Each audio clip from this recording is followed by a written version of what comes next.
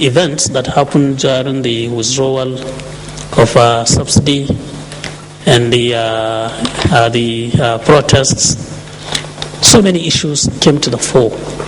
And much of these issues relate to the lack of confidence by Nigerians as to the manner the whole issue of subsidy was being managed. Now, for us as a house, we feel we have a responsibility to respond to the concerns of Nigerians, and that is why this ad hoc committee was set up. And we are pledged to be objective, to be fair, and to be guided only by the facts. We did not go into this whole exercise with any set position.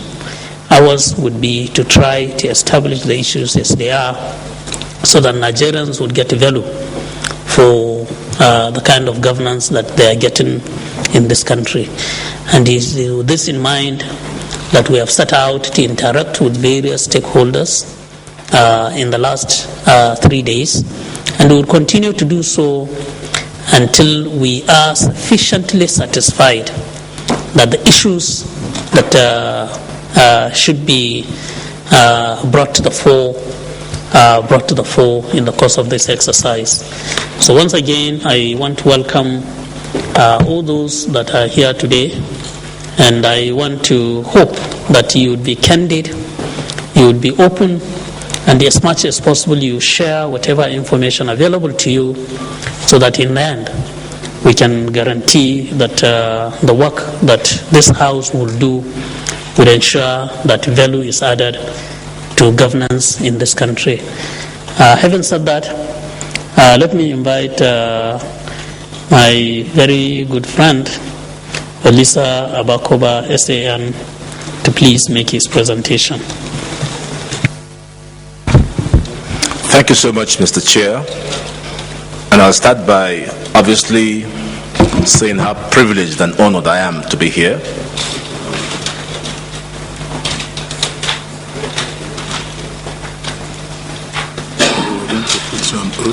Oh, yeah, absolutely. Yes.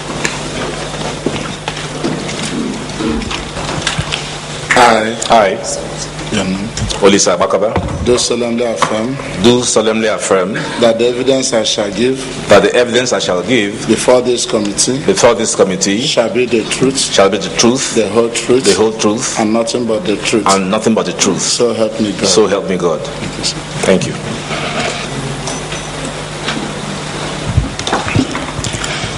Mr. Chairman, Mr. Chairperson, as I was saying, I feel very honored to be invited to this very distinguished and honored forum.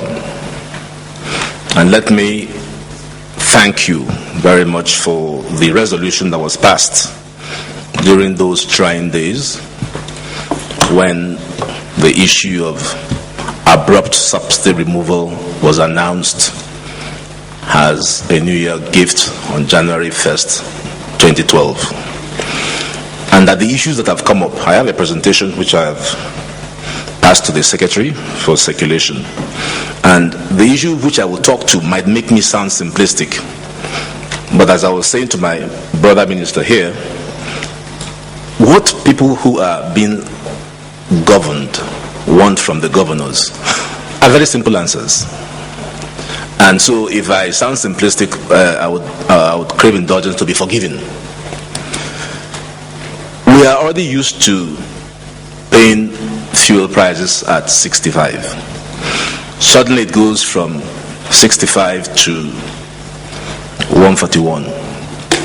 As you recall, Mr. Chairperson, we've had political issues over subsidy removal. In fact, I think subsidy removal and tenure elongation are the two sore points that have brought down many leaderships. No Nigerian leader has survived tenure elongation. 4 tried it and failed. So when this one came, questions were asked. And that is why I have rephrased the issues set out for me in the terms of reference. Because having listened to the last 3 days of very exciting drama here, it appears nobody in government can answer or verify or determine consumption. Some say 59 million liters, some say 39. I say 13, for instance, million liters. So I will not pretend that I can throw any light on how do we import, how much do we import. So rather, I have rephrased the issues in the following way. Is there a subsidy in the first place?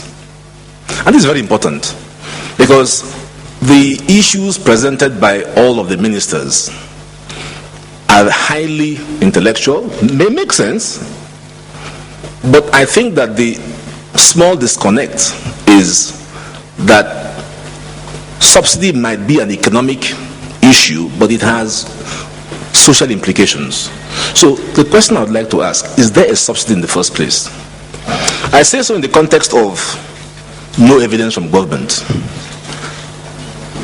If I can see evidence that the price of petroleum at the pump should be 141 naira, it changes the issues. But now there is no evidence. So to jump from 67 to 141 without any explanation might be a bit too steep.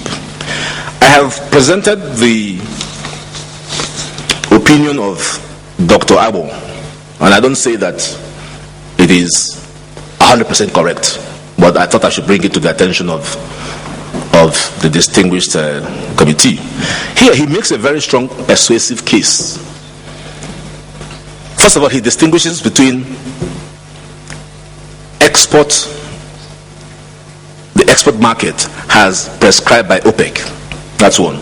That's not the problem. Then the real problem, I was going to say, my Lord, Mr. Chair, is we have to consume locally to satisfy our demand. That consumption is about 500,000. Now, we cannot refine everything locally. So he says, Mr. Dr. Abong, that when we add the cost of crude oil excavation, because it must be paid for, right to, for instance, Kwa Ebo refinery, and you bring it out, add all the margins, he says it should be about 34 naira. I don't know that that is right, but I need an answer. He then says that the part that we can't refine locally goes abroad. But the reason it goes abroad and comes back with wrong figures is that it should go abroad with only two costs: shipping and refining. It's like my wife has a bakery. We need 5 bags of wheat to bake bread for the school children, but we can only do 3 bags. So we take 2 bags to a baker. Of course, we will go by Okada. We will pay the cost of Okada, and then the baker will now charge us for baking. He won't charge us for the cost of the bag of wheat.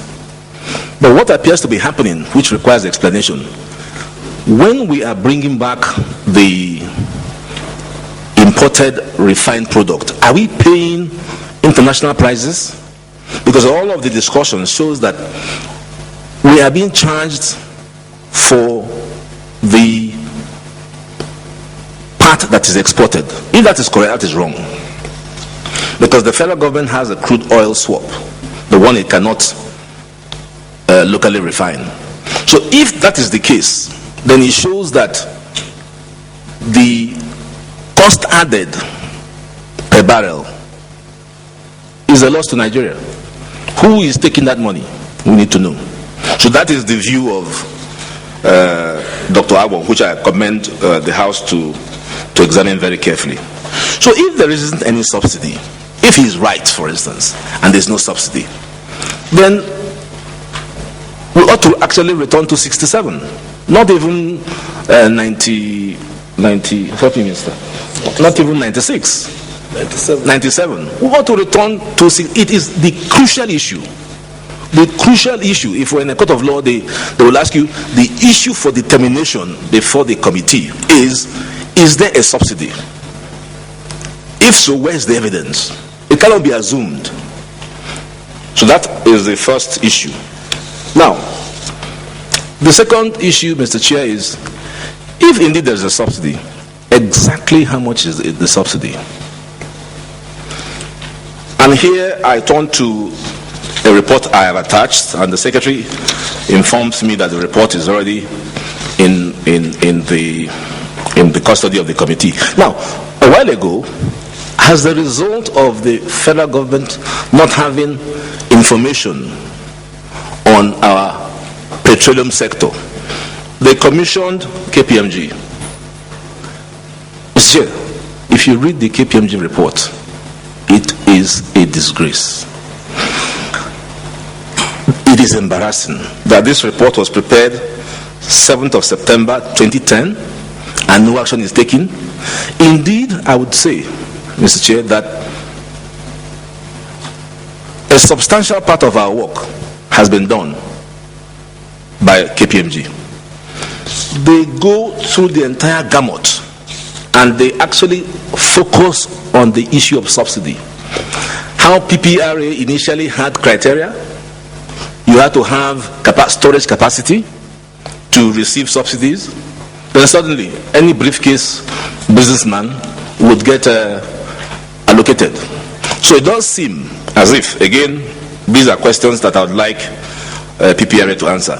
But it does seem, because I've not been an accountant, being a lawyer, I told my accountant, and I hope he's right, to advise me, and I'm relying on his advice since I'm on oath. He says, look, what I can see here, if we plug all the leakages and the mago-mago and wayo, we'll be saving 5 trillion. So it's not only a problem of the subsidy budget going from 240 billion to 1 trillion. There should be none at all. We should have a plus savings of that figure. And just flicking through the report, I could see areas where, for instance, NNPC deals in foreign exchange. They sell forex. How can NNPC man call somebody in the CBN and say, what are the rates? He gets the figures and then he arbitrages. And then he keeps the money. All these things are here. So my take is the ad hoc committee would need to really insist and demand that this report be fully implemented. Now, if this report is fully implemented, there will be two things, in my view. First, our cost will go down. Now, if our cost goes down, would it go down to the point where the subsidy would be relevant or not? So again, those are questions that I'd like to know. The second thing would be, what do we do with all those, with respect, Mr. Chair, I'll call them what they are, thieving crooks who have stolen, as identified by the report. What do we do with them? I don't think Nigerians would have spent 1 week in aggravating suffering, and these people responsible for the callousness of diverting our natural resources should be let go. I know that the Minister of Petroleum has ordered an investigation, but I think in addition to that, I'd like to see, with respect, this House, perhaps through your Public Accounts Committee or in collaboration with the whatever. But what I hear, and when I was telling my colleagues here that what I hear on the streets, they said, which streets? But what I hear on the streets, that maybe we need to strengthen government's new resolve to empanel EFCC to investigate. Maybe that would be a way to go. We need to support that. That's the ad hoc committee. Then I'll go to my final points. And these would be just some small recommendations.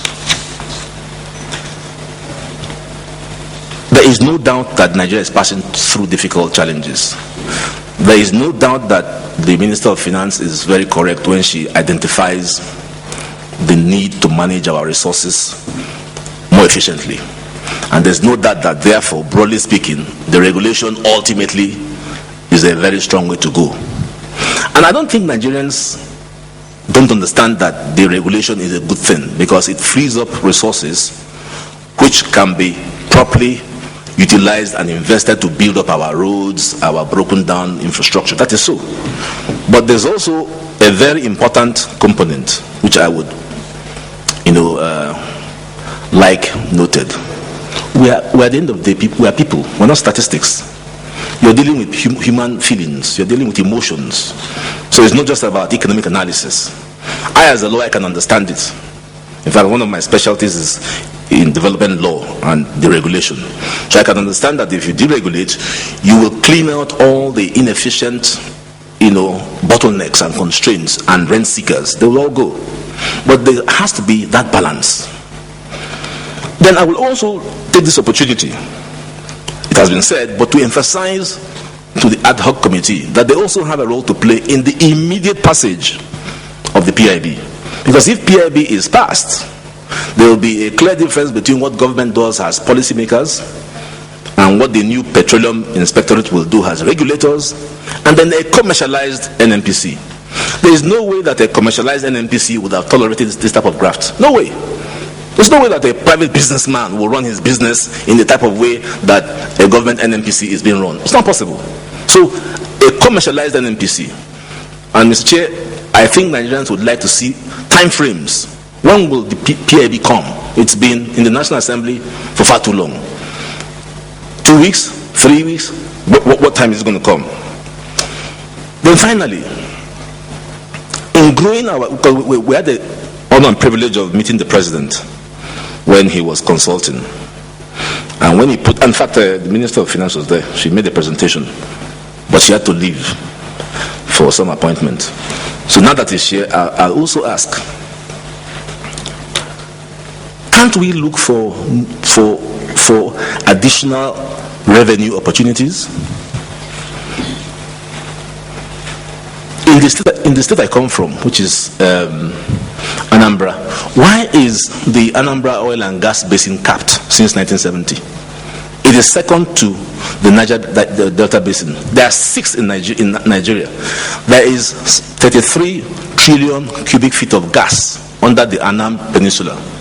You can add value. We're talking about being broke, yet we're capping things. So it also is this is a very big discussion. It also leads to the issue of the structure of the country. So I would like to note for the committee that if Nigeria is governed from Abuja, it will make a lot of places inefficient. Our governors come to Abuja to FAC to collect a check and disappear. Pato Tomi was very correct when he referred to them as emperors. They do nothing. They pay salaries and their places are empty.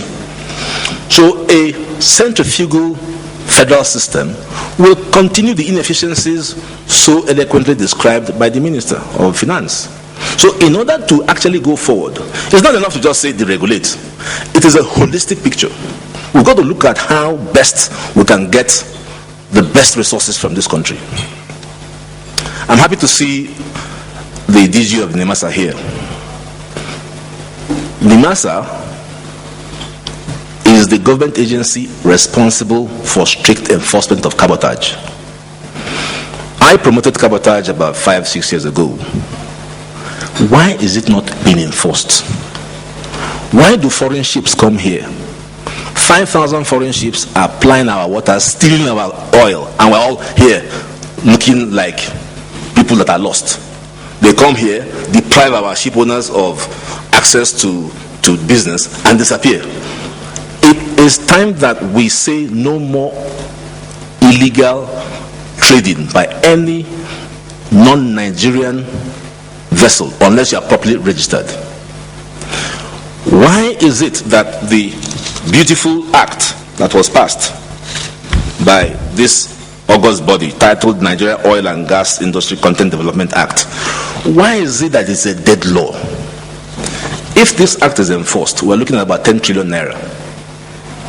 If you enforce this act, oil companies go away. They even bring, to just give you a very bad example, under the Merchant Shipping Act, a vessel has to be classified by Lloyd's. Lloyd's is a classifier simply because they are old. They do things to exclude Nigerians from getting the license to classify.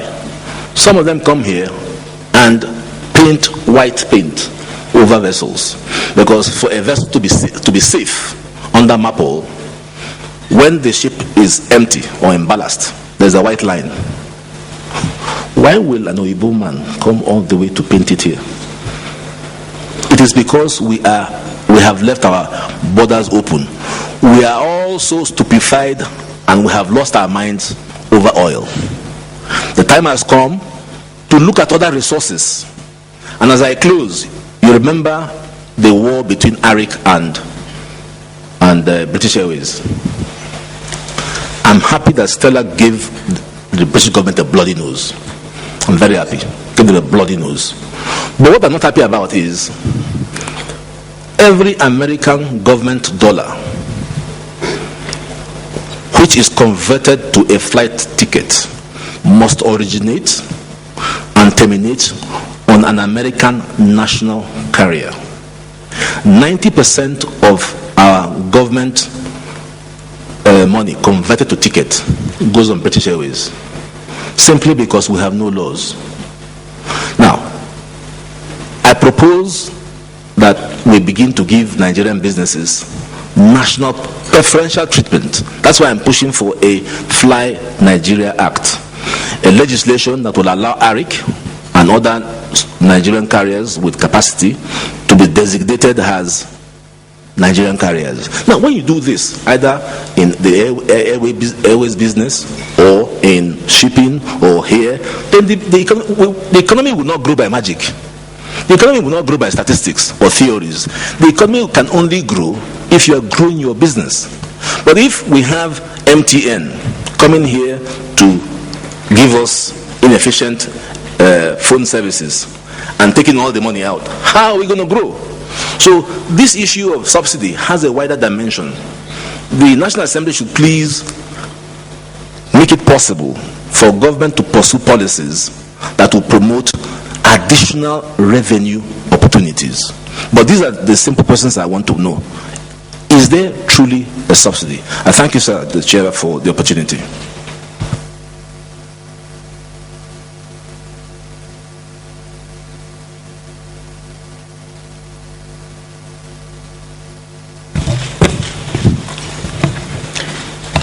Thank you very much for that presentation. You have actually taken us back to the reason why this whole ad hoc committee was set up. Because essentially speaking, in the course of the debate, during those turbulent days when, in your words, the subsidy was unceremoniously, I don't know, you didn't use the word unceremoniously, but when it was withdrawn and the events that followed, there were so many views canvassed on this issue. Out there are people who have argued that there is no subsidy at all. Some people have argued that yes, there is subsidy, but even if there is subsidy, then the amount, the pump price per litre should not be up to 141 naira.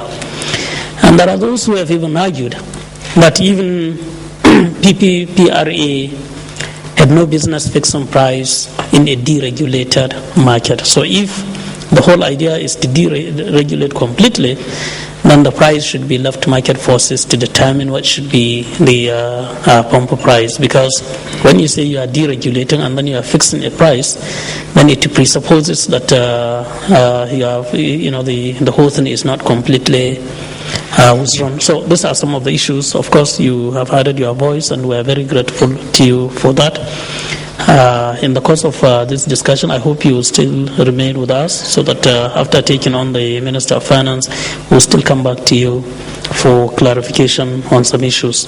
But let me express our gratitude for the trouble you have taken, I believe, to fly all the way from Lagos to come and be with us. It shows the level of commitment, the level of patriotism.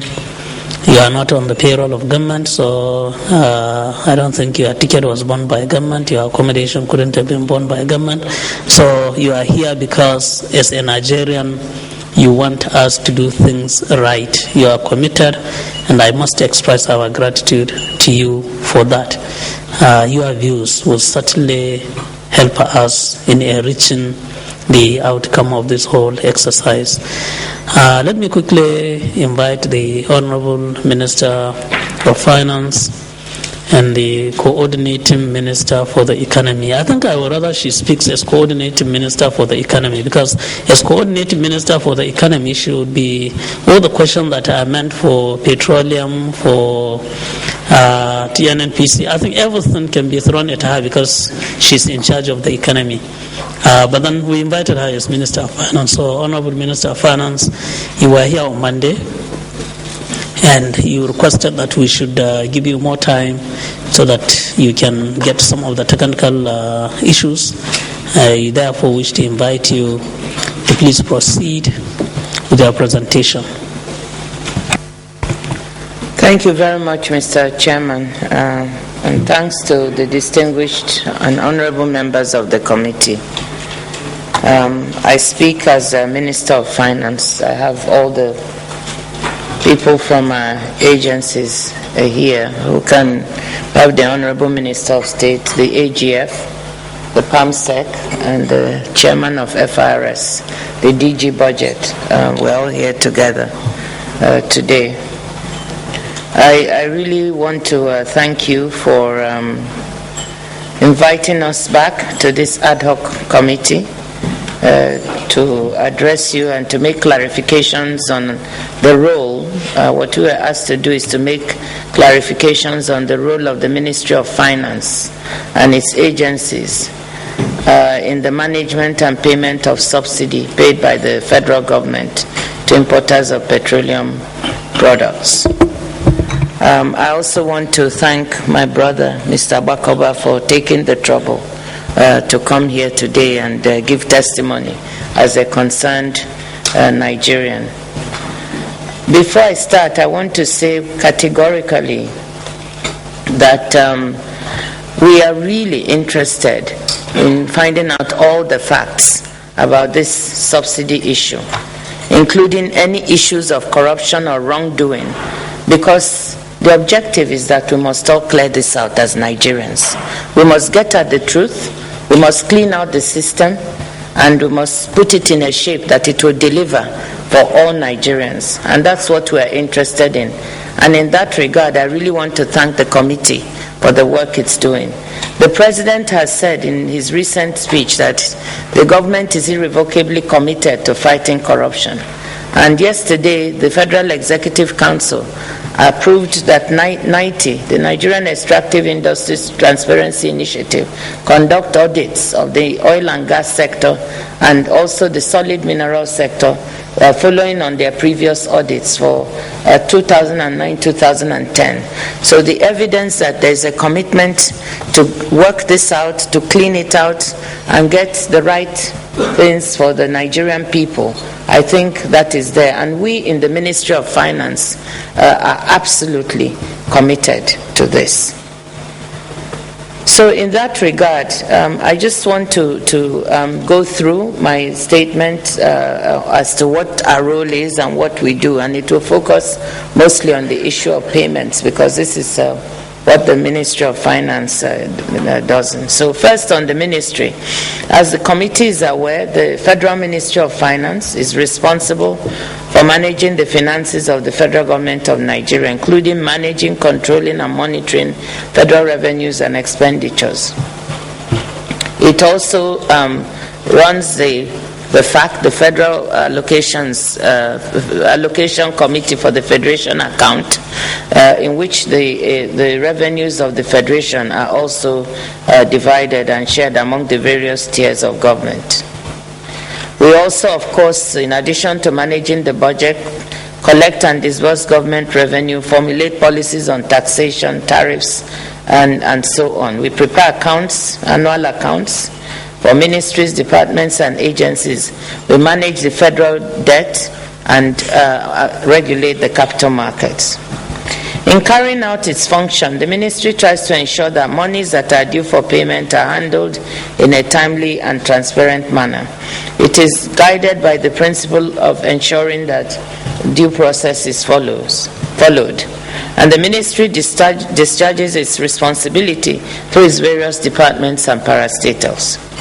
As part of its role, and specifically while preparing the annual budget, the Budget Office of the Federation makes annual estimates of the amount expected to be devoted to subsidy in the annual budget. In making estimates for the subsidy, the Budget Office bases its projections on a number of assumptions. Key among these assumptions are the international price of crude oil and petroleum products, the exchange rate of the naira, and the likelihood of government going forward with the policy of subsidy removal during the year. In the last few years, government has indicated its desire to phase out the subsidy and to deregulate the downstream petroleum sector. As such, proposals in the budget have been partly dependent on the expectation that deregulation would occur. And it's pertinent to point out that these payments have usually come as a first-line charge before revenue is shared among the three tiers of government.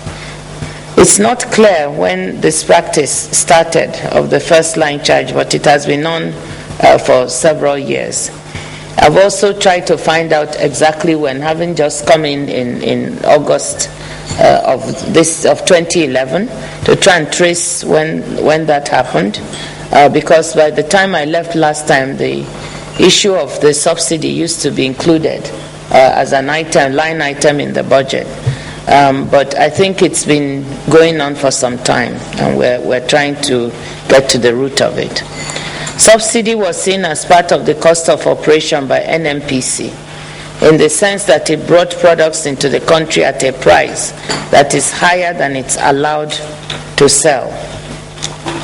A few years ago, when the size of the subsidy started to increase rapidly, it was decided that the responsibility for this should be for the Federation rather than just the federal government.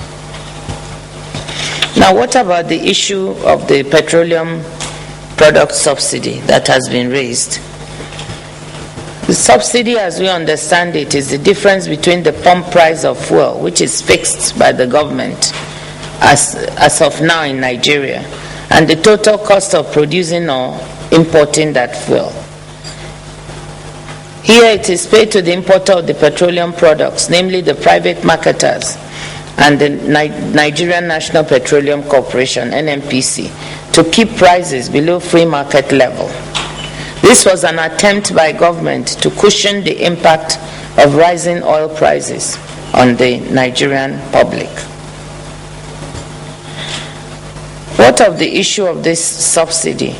Well, under the current downstream sector structure, the prices for the petroleum consumed at the pump are fixed by the government. They are not determined by demand and supply as most products are in the market.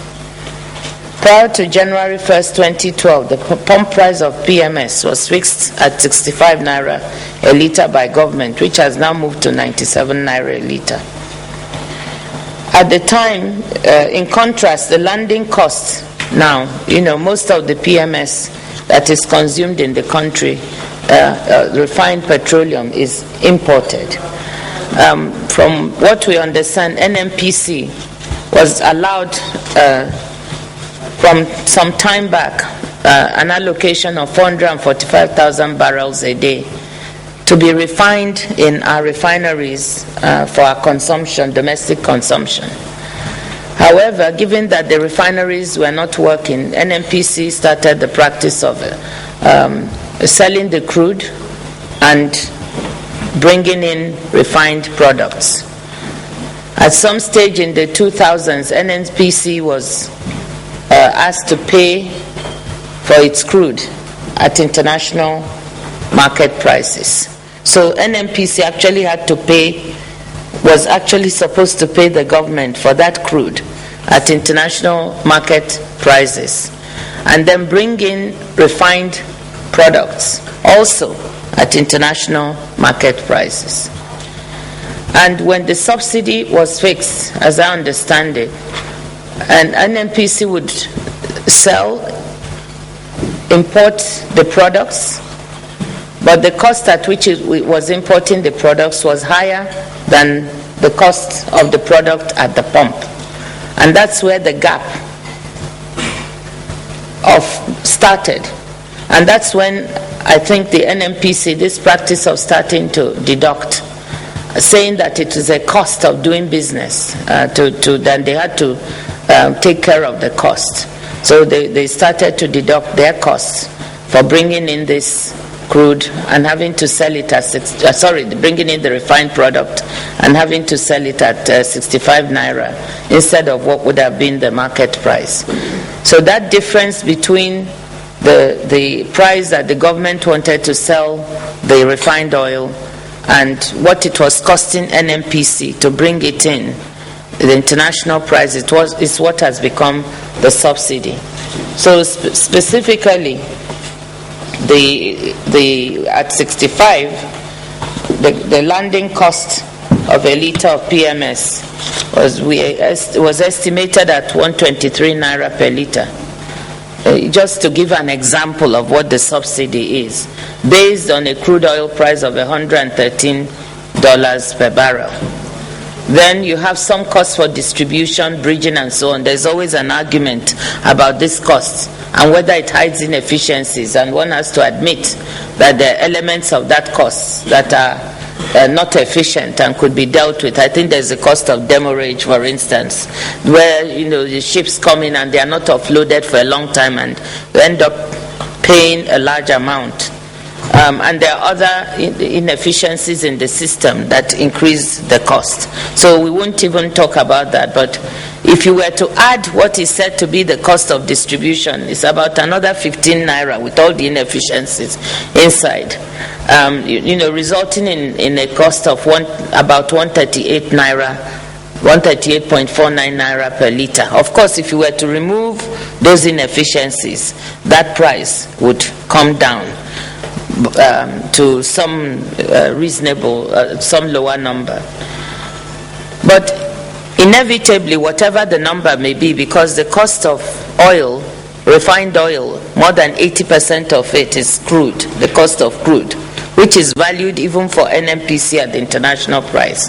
Whatever that case may be, there will be this gap between the amount that it costs to bring in the refined fuel and the amount that the government is selling it at the pump.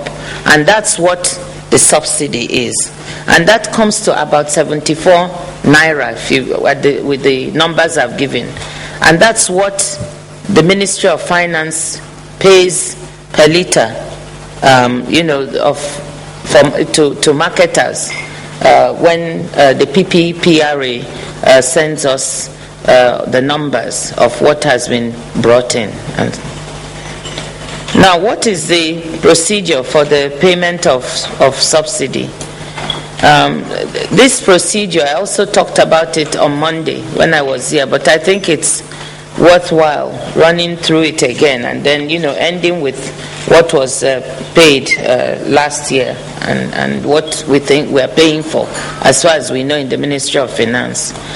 The procedure for payment of subsidy to independent marketers involves a chain of activities. The first step is the registration by the oil marketer intending to participate in the PSF scheme. This is the way that we know it to work. Thereafter, the marketer obtains the approval of PPPRA to import products.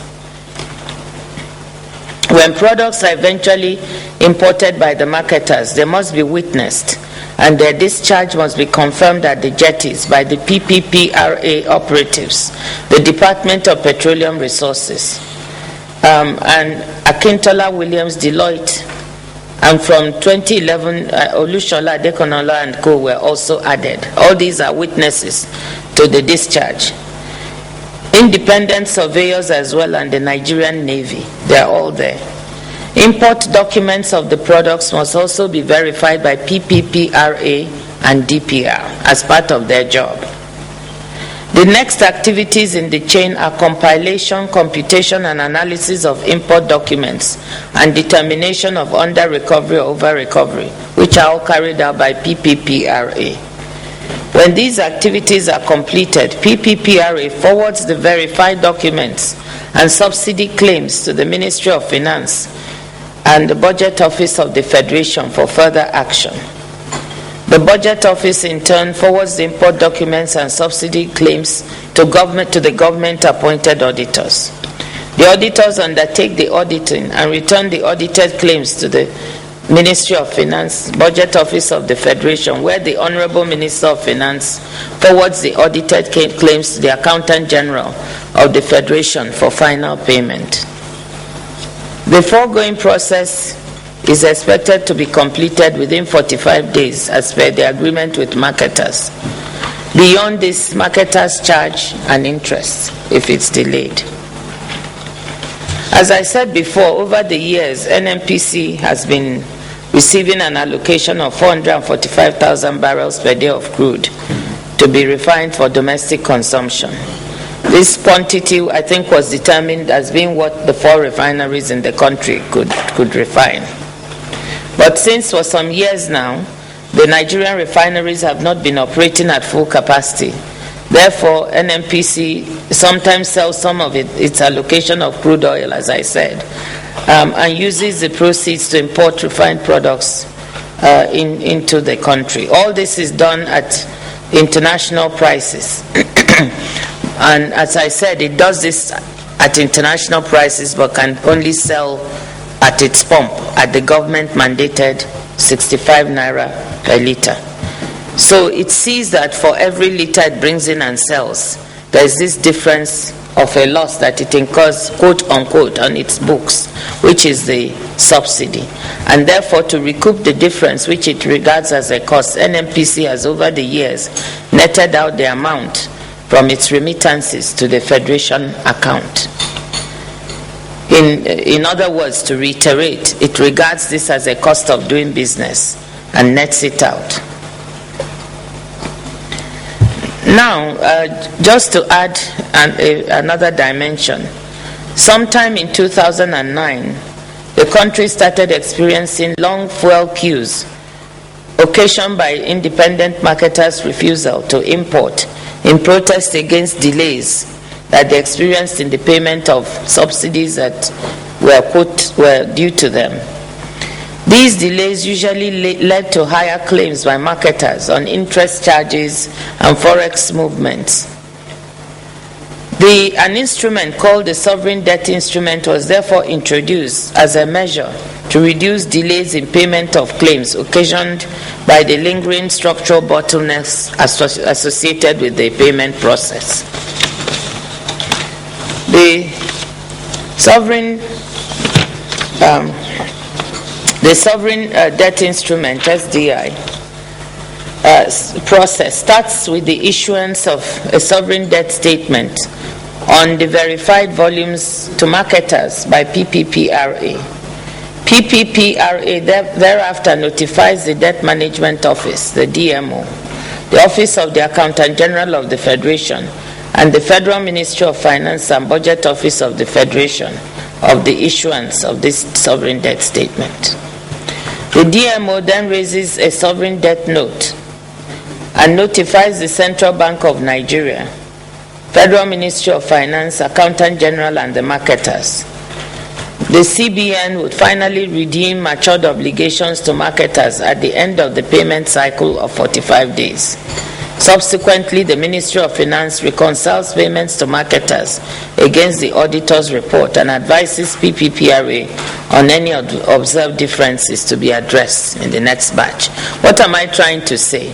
Because of bureaucratic delays and bottlenecks in payments, and in order to avoid incurring unnecessary interest costs and charges on the amounts owed, a methodology was developed to allow the DMO and the CBN to raise some money to pay off these marketers to clear the debts and not allow this delay, and then to reconcile and get the amounts needed to clear out these short-term monies very quickly.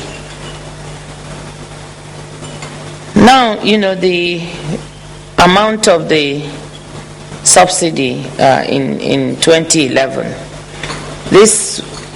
I'll comment on this because the question has been raised about the amount that was paid in the year 2011 and the amount of 1.3 trillion which had been paid actually by October of 2011, and then at the end of this year of 2011, what we have now is about 1.43 trillion naira. And people ask, why was this paid when there was a provision of 245.96 billion naira?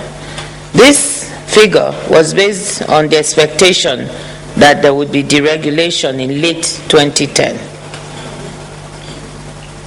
But of course, it did not happen. And the subsidy then that was paid in 2011 came to 1.43 trillion.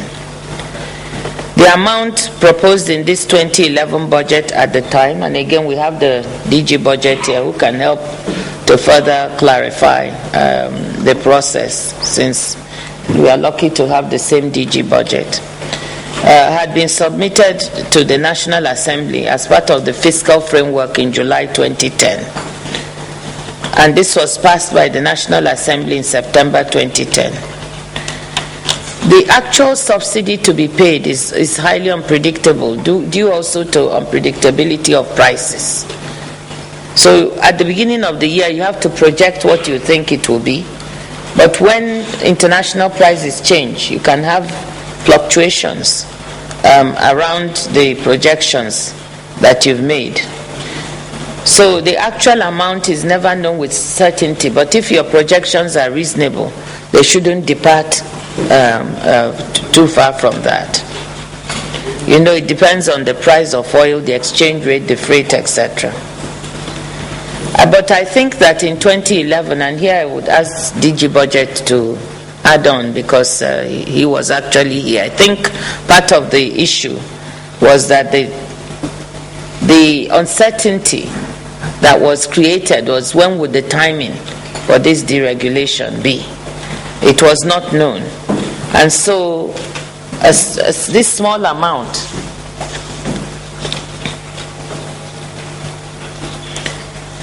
the smaller amount that was put in was one that depended largely on whether the deregulation would happen early or not. And as we saw, it did not really happen on time. So we ended up with a figure of 1.43 trillion for what we have been able to pay so far. And that figure is based on a consumption of 35 million liters of PMS and 10 million liters of kerosene. So this is what underpins the payments that the ministry, these are the figures that underpins the payments that the ministry has actually made. There may still be a little bit more. I think we've paid most of it. Some of it comes in arrears. We think we've paid most of what is coming to us or coming to the ministry this year, but there may be some other papers that arise. But so far, our figures show that what we have paid for is about 35 million liters of PMS and 10 million liters of kerosene. So those are the remarks that I would like to make. And again, I hope I've been able to shed some light on what is this subsidy. And again, to thank you for the opportunity and to reiterate the commitment of the ministry and indeed the government to try and shed light on this issue. We are very committed. We want to sort it out. We want to really move to clean out any corruption or misuse of resources and to set the path right the way that the Nigerian people would want it. Thank you very much.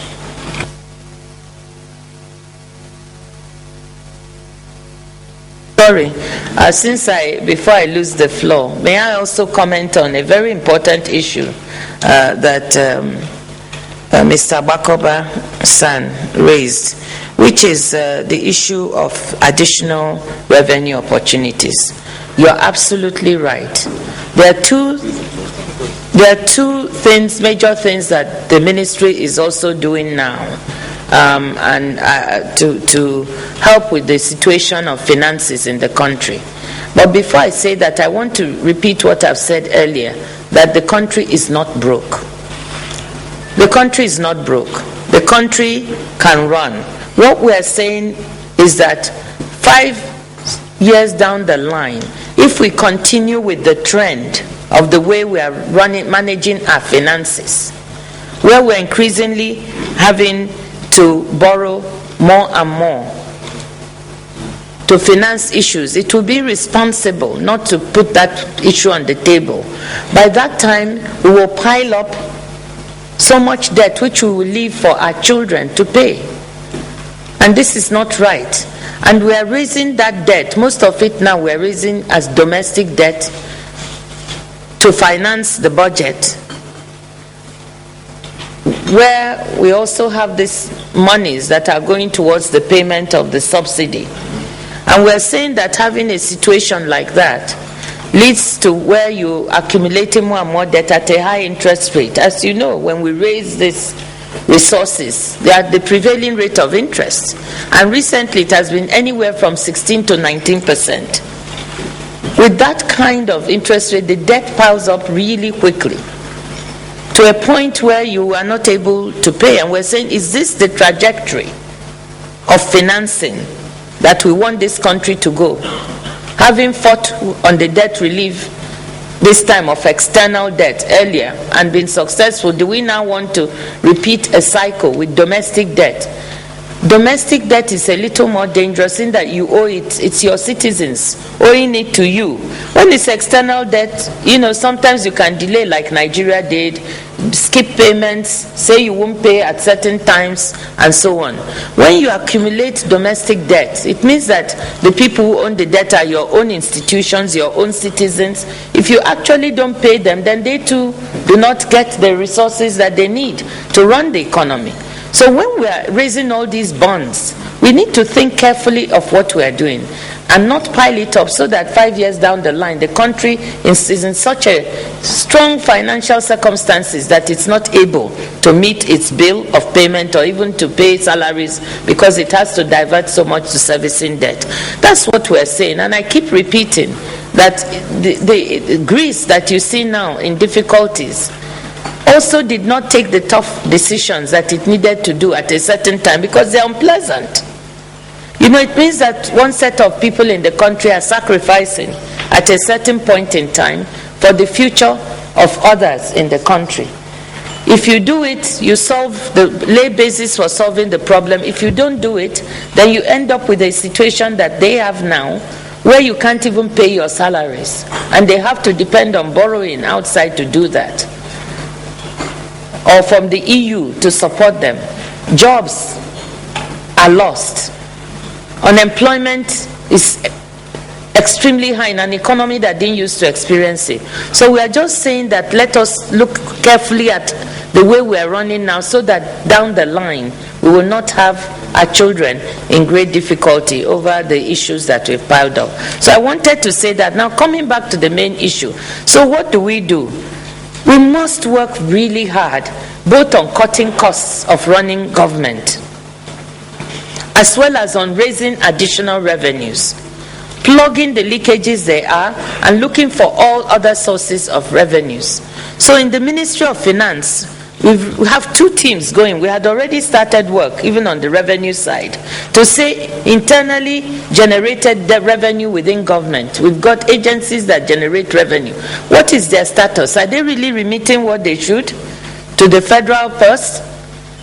And we wrote with the support of the government, with the support of the president, to each agency, saying that we would work one by one to try and look at their books and recover whatever additional revenues that they are not remitting to the government. We would go beyond that. On the chairman of FRS is here, to the taxes. And the private sector, we are owed about 179 billion now, but going beyond that, we are going to be very aggressive on trying to recover what we are owed. We will plug leakages in all the sectors, and that is why it's also good we look at this particular sector we are working on. But not just here, anywhere where we see leakages and we can return monies to the government coffers, we are completely devoted. And a team both led by the Director General of Budget and the Accountant General of the Federation is working on this already as we speak in the Ministry of Finance. We are also working on the cost-cutting side. We are looking at the cost of running the country and the inefficiencies in the system. And so the President already instructed us to cut overheads some more, and we are going to do that. But beyond that, we are looking at, how where we can save in agencies with overlapping functions. There's the Steve Oronsai committee, and we're waiting for their report, which according to instructions from Mr. President, we will implement the recommendations that will help us to streamline governance. But even before that, we're identifying systematically where there are areas that we can save costs and cut. So those are two things that we are very committed to in the ministry, and we are not waiting. We are working already and to identify these areas and share with the government and with the public what we are actually doing to make this happen. So I want to agree with you that revenues, yes, especially non-oil revenues. Let me also mention that as part of the agenda of Mr. President to try and diversify the economy, we are investing in certain sectors that we know will generate additional revenue. Our save costs. The agriculture sector is one prime example where we spend over 1 trillion naira importing food a year. Why can't we improve the way we produce certain products so that we can save those resources and be able to plow them elsewhere in the economy? This is another sector that can also, at the same time we're saving these revenues and costs, can also create jobs. So investment in the agricultural sector, in the solid minerals sector, in housing and construction, we are going to launch a piece of work on the housing sector to see how that can also help boost the economy. These are areas that can both create jobs, generate revenue, and we are fully committed and moving ahead with these investments. So I just wanted to respond to some of the issues raised in order to throw some more light on that. Thank you very much, Mr. Chairman. Thank you very much, the Honorable Minister. Now, would you want the chief executives of some of your agencies to make some brief presentations if they have, or would you rather they respond, we address the questions to you, and in the course of maybe the issues, we get their responses? Because we invited them separately and we expect that they should have some presentations for this committee. So do we do that, or do you want to take your own questions first and then we can take them later? Because most of the issues you have raised are issues that they actually handle. For instance, the payment of subsidy. I know, of course, the ministry plays a role, but ultimately it is the Accountant General of the Federation who is the custodian of the Petroleum Support Fund. I also know that the provision in the budget for 2011 and the areas of 2011 that are captured in the 2012 budget were also directly the responsibility of the DG budget. And we would also like to find out from the chairman of the Federal Revenue Service what role they play, especially with regards to the subsidy issue. I know, I suppose that there is no tax on the refined product, but if there is, then how is that managed and what role do they play? Do you want us to take them on, or you rather we read these issues and then in the course of the discussion maybe they respond? Thank you, Mr. Chairman. I think it would be easier to have the questions, and then they respond. And in the course of responding, they can also use that opportunity to make a statement to you. Thank you. Absolutely. Well, first of all, like I said, I want to express our gratitude to you for this presentation, and I'm always encouraged by your passion for the need for things to be done properly in this country. Now, let me start with your last comment on the observation raised by our friend Olisa Abakoba, and that is the issue of revenue, that we need to ensure that leakages do not continue to exist in the system. We need to diversify our revenue base from the non-oil and non-gas sectors of the economy. We need to find ways of cutting wastages in government. Now, what's your take, particularly on the issue of the very huge wastages associated with our oil and gas sectors? And I will give you one or two examples. We are discussing the issue of subsidy now, but we know that the issue of subsidy is only a tip of the iceberg when you really want to address the issue of wastages in the oil and gas sector. For instance, you and I know that there were contracts that were entered on the exploration and marketing of our crude oil that were criminally unfair to Nigeria. We have some of these production sharing contracts where virtually the country doesn't make anything. It's as if we just enter into contracts and allow the oil companies that are party to those contracts to milk the country dry. Now, if we truly desire that we need to address the issue of having more revenue, and this brings me to one of the arguments that those in government have advanced on the withdrawal of subsidy, and that is, yes, like you said, and this is sharing, Nigeria is not broke, but that along the line, in the next 4 or 5 years, Nigeria may be broke.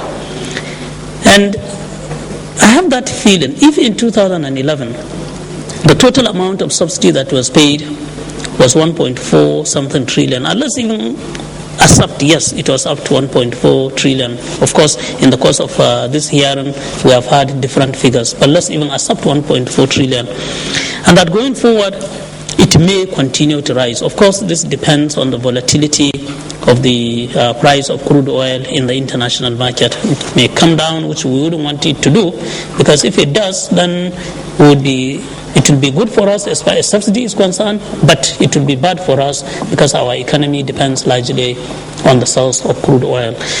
Now, if through the source of crude oil we know there are leakages, and we need to address these leakages, and the revenue that should come into this country, because our economy depends on the oil sector, oil and gas sectors, particularly the source of crude oil.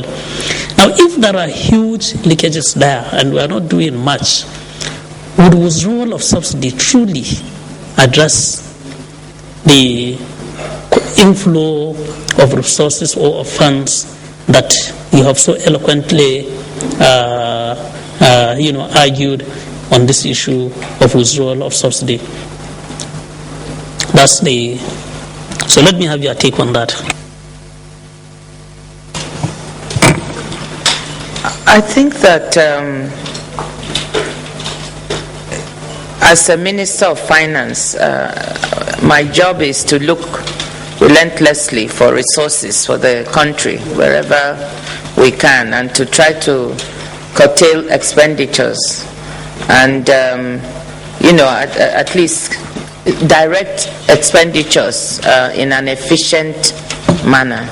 So wherever there are wastages in any sector of the economy, or wherever there are leakages, we would be absolutely in support of trying to find where those leakages are and correct them, and then redirect the resources to the national, to the treasury. So to that extent, any leakages in the oil and gas sector we would be very interested in finding them, plugging them, and redirecting the money to the Treasury. So yes, it is true that the subsidy aspect is one aspect of the question of the issue we are trying to tackle in the oil and gas sector. But I think the President has also made it clear that all the other issues in terms of deregulating the sector, getting competition and making it more efficient, are directed at trying to maximize the resources that we get in the sector, make it more competitive, more efficient, and so on. And in that regard, the contracts we've entered into as joint ventures and production sharing contracts, it behooves us, as citizens of the country, to make sure that these contracts are done in favor of the country. And it means that when we enter into these contracts, we have to have the best expertise sitting across the table. We have to have the best technical experts on the oil industry to understand what will be the cost if you go into either JV or PSC. We have to have the best lawyers that are versed in the oil industry so that they can get us the best terms.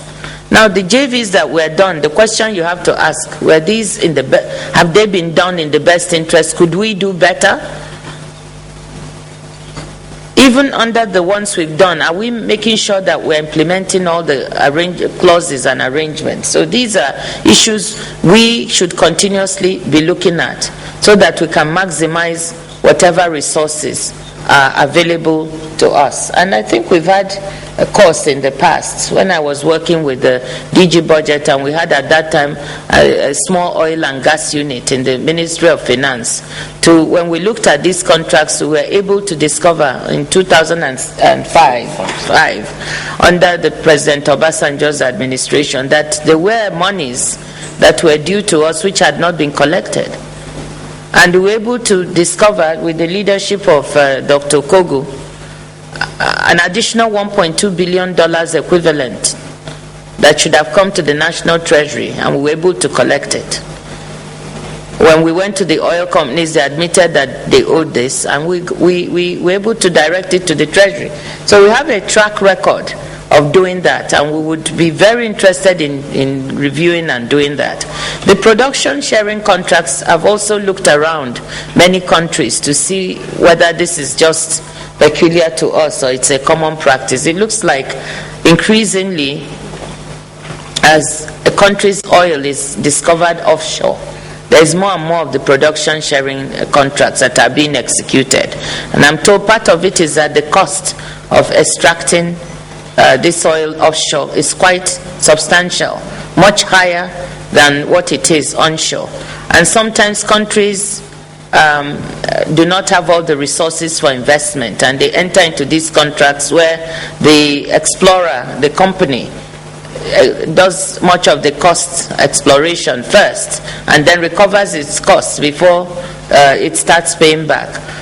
So those are the new kinds of contracts that seem to be obtaining. But again, what we need to make sure is that the companies are here to do business and recover costs and make some profit, but we are also here as a country to make sure that we get our share of what is due to us. So it is rigorous examination of the contracts to make sure we have as much of a favorable environment, as well as continuous monitoring that under the contract we are collecting everything due us.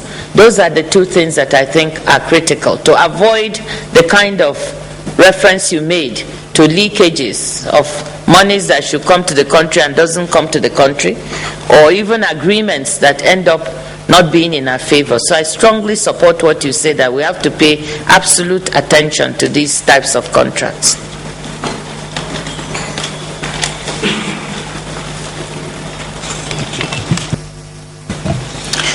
Well, given your experience, okay. Now, I wanted to refer, Ms. Chair, to a law. I'm shocked that in spite of the passage of the Nigerian Oil and Gas Industry Content Act on the 22nd day of April 2010, it is not implemented.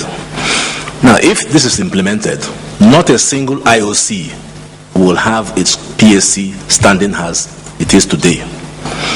The IOCs are exploiting us.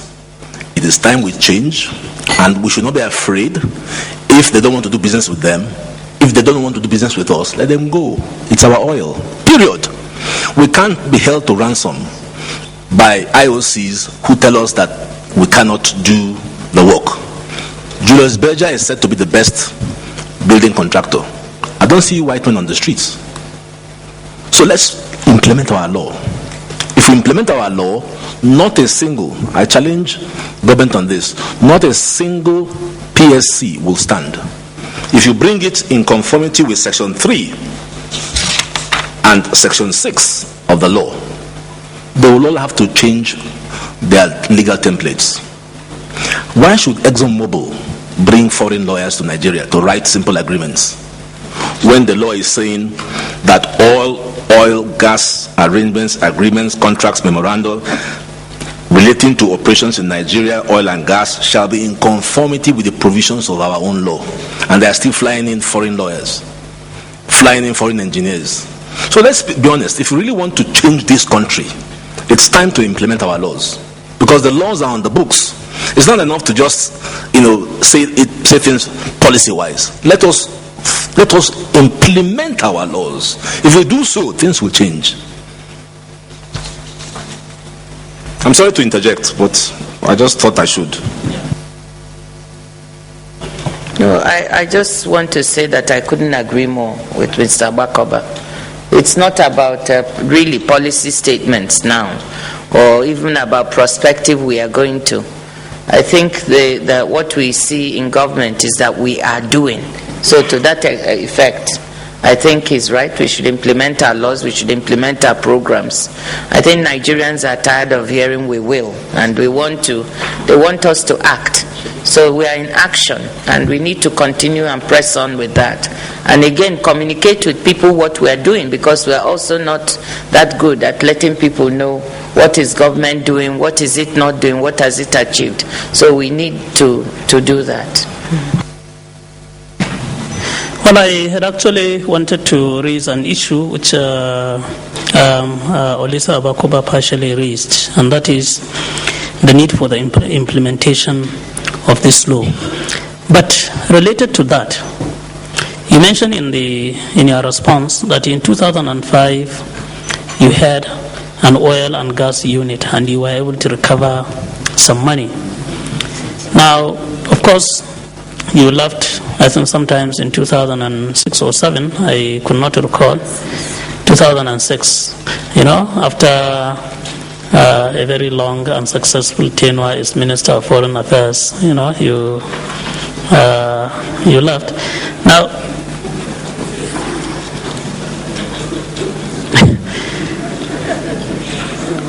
it was really long and successful.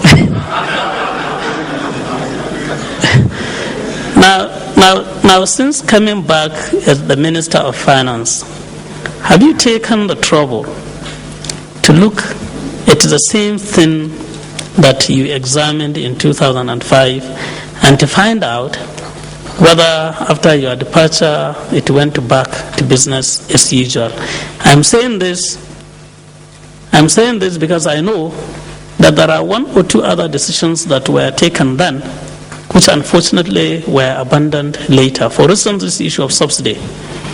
I recall that prior to, I think, 2003 or 2004, the practice was for NNPC to deduct the money directly. And I know sometimes between 2003 to 2007, a system was put in place where the amounts were appropriated in the budget, because within that period I was Chair Finance and Appropriations, so I know it was appropriated. And of course, we now know the system is for everybody to go back to the pre-2004 or 2003 system of allowing NNPC to direct from the source. Now, my question is, given your experience, given what you discovered to be the shortchanging of Nigeria through that system, and you managed to recover some money, have you initiated anything that will look at what is on ground to determine whether there are still certain resources that could be made available and that will reduce the amount of subsidy, whatever it is, so that the burden does not necessarily have to go back to Nigerians? Thank you, Mr. Chairman. Yes, I think you are correct. When I was first finance minister, we tried to change the system of the way that the subsidy was paid, and we actually put in the budget a line item that was the subsidy, and it was treated as part and parcel of the budget at the time. The system has changed. I think I've come back to find the system has changed, and I think we need to take a look at that system and see how we can make it so everything is more transparent about what is happening, and people need not ask any questions. We can explain what is happening now, and I've done that. I mean, I've shown you that we know how many million liters we're paying for. Whether it's right or wrong is a different question, but we know. So when people are throwing figures around, at least I can tell you what the National Treasury has paid for. But we do need to look at this system completely and see whether we can evolve one where the subsidy is more clearly seen by the Nigerian people. I think similar to what we had before. So I do agree with you that we should look at the system and see how it will change. The oil and gas unit that we had started, of course, was disbanded, and I came back to find it's no longer there. But we can reconstitute it. It's not an issue, and we're already trying to do that, because I think a Ministry of Finance absolutely needs to have this kind of unit. It is not normal that a country that depends on oil and gas for its revenues does not have a crackerjack unit that with people with special expertise in this area. We had formed it. It was disbanded, and now we need to bring it back, and we are committed to doing that. We're actually very lucky that the DG Budget is a petroleum economist by training. So a lot of the work that we have to do is very helpful to us in doing that. But we need to assemble other people into a proper unit that handles these issues. And I think that is what I would like to say, that we do need to take a look. Now, as to whether we've started, I just want to beg Mr. Chairman that I came on August 17th, 2011, when much of the fiscal year was already passed. We had to start preparing a budget for the next fiscal year to be delivered to the National Assembly. And so my first 3 months were completely taken with trying to prepare the 2012 budget. And here we are. And so now we can turn our attention, and that's why I'm highlighting it, that we absolutely will want to turn our attention to some of these issues now, to take a look as we did before, see what monies we can recover, and how we can plug any leakages there and get the monies out there we need to get back to the Treasury.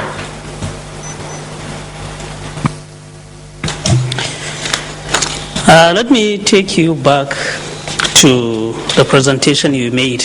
Raise a few issues for clarification. The presentation you made, can I take you back to it?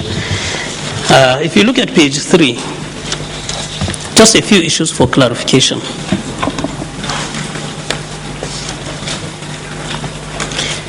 Procedure for payment of subsidy. That first paragraph, the third sentence. Thereafter, the marketers obtain the approval of the PPRA to import products. Is there any role for the Minister of Finance in this procedure? Is it, the exclusive responsibility of PPPRA to grant approval to the, the importers, or is there any role that is played by the Minister of Finance? Mr. Chairman, the Ministry of Finance and my colleagues can correct me if I'm wrong, has no role in this at all. We do not get involved in approving or registering any importers. If you look at the last paragraph there, the independent auditors undertake the auditing and return the audited claims to the Federal Ministry of Finance and Budget Office of the Federation. Now, can we have the audit reports for 2006 to date?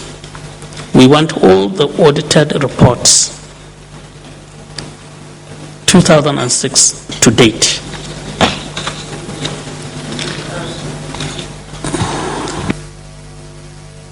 AGF, why don't you? Yes, you can have them.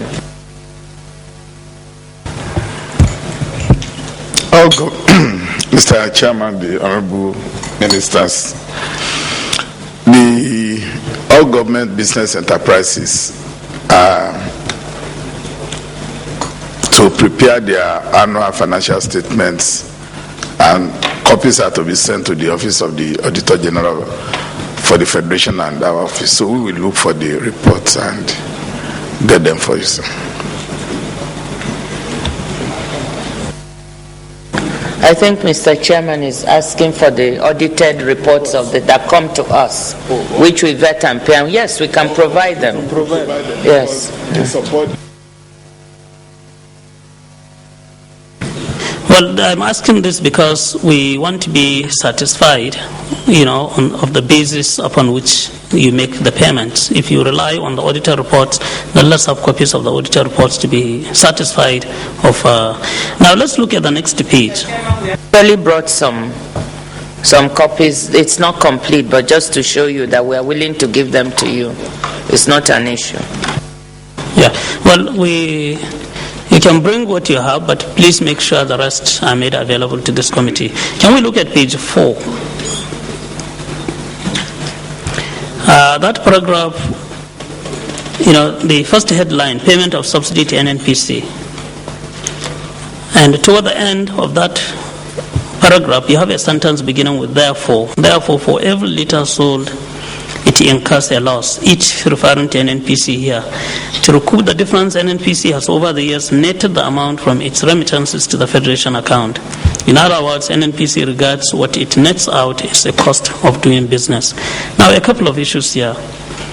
One, how accountable is it for NNPC to import refined products and to decide to take the money? What role does the ministry play in ensuring the transparency and the accountability of the process? Whether it is right or wrong, I'm not even going there. Even if the system allows NNPC to deduct from the source, given the fact that the Minister of Finance is the ministry charged with the responsibility of payments of subsidy, what role does the ministry play to ensure that what NNPC, nets to itself is transparent and accountable? Well, as you know, I mentioned to you just now that we tried to change the system last time to make it during that 2005, before the oil prices got extremely high, to have a system that is clearer. And we always discuss with NNPC. We have a cash management committee, and they also, my colleagues are telling me the allocation, Federation accounts allocation committee, where we also invite NNPC to come and share with us the figures of what it has realized over the period and what it has deducted, what it should remit to the Federation account. So that's the role. We have two places where we interact with NNPC and try to look at what they are deducting, what they are remitting. Of course, we've always made clear, and NNPC knows this, that we would prefer a system whereby, the deductions were not made, but the amounts due are remitted at the international oil price, and then we could pay them for whatever product. But I think things got away from them as prices got higher and higher, and they started to deduct this. So that's where we have, and if Minister of State Finance wants to add, or Accountant General, that's it. Mr. Chairman, thank you very much. At FAC, normally, before we come for the main FAC, we have a technical committee. And during the technical committee meeting, the representative of NNPC will be there. The technical committee comprised of representatives of the Office of Accountant General and also Accountant General of the various states. And they go through the papers to verify what NNPC has deducted. And also, after every fact, there is a postmortem committee whereby the Revenue Mobilization, Allocation and Fiscal Commission goes through all the computations to make sure that everything is done according to the law. And of course, during various FAC meetings, since we assumed office, we have noted the increases.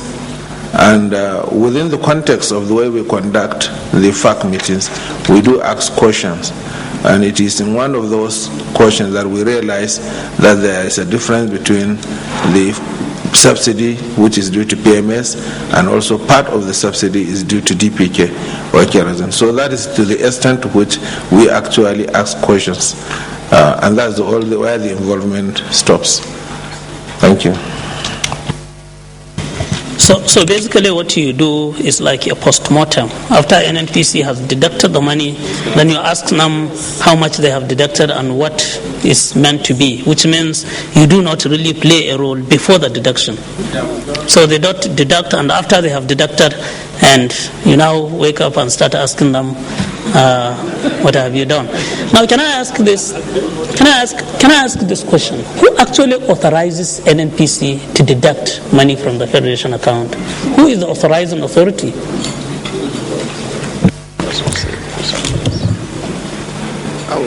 We have been.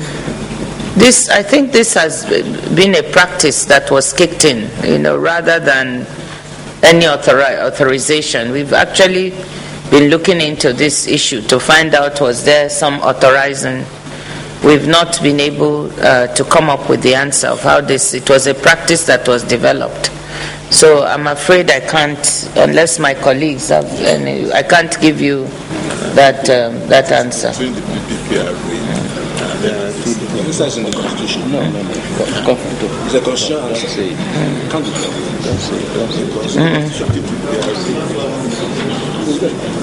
just like that. Yeah, but you see, my worry is NNPC has been taking money belonging to the Federation account. So I truly want to know, who grants approval for NNPC to take money? And if, given the role of the Ministry of Finance, because from what you have said, as far as the payment to other markets is concerned, PPPRA computes the claims. And then they send those claims to the Federal Ministry of Finance, and I suppose it is the Ministry of Finance that authorizes the Accountant General to pay. I believe it should be the Minister of Finance that authorizes the Accountant General to pay. Now, in the case of NNPC, they claim that they have incurred some losses in the course of the importation of refined products that are meant for the domestic market. And that is actually one side of the story. The other side is that NNPC locally refines products, and that the gap between the market price and what should be termed a subsidy obviously should be different from the imported product and the locally refined product. Now, NNPC arbitrarily, apparently without any approval from anybody, simply deducts money, and the only thing the Federation account or the ministry does is after they have done it, then they start asking them, okay, how much did you deduct and why did you deduct? I mean, this is an amazing situation. I don't know. I find it difficult to comprehend. We are talking of resources. And in that we just woke up and we now want to increase, withdraw subsidy because the resources that are supposed to go into the Federation account are dwindling. When in fact, we know that there are these practices that are going on which are unusual, which are abnormal, which are subject to abuse, and which are not transparent and accountable. Mr. Chairman, I want to reiterate that from the point of view of Ministry of Finance, as I said, what we want to do for the country and from the point of view of the government is that no one condones any practices that are not transparent. We've already given an example of how this system was changed and run.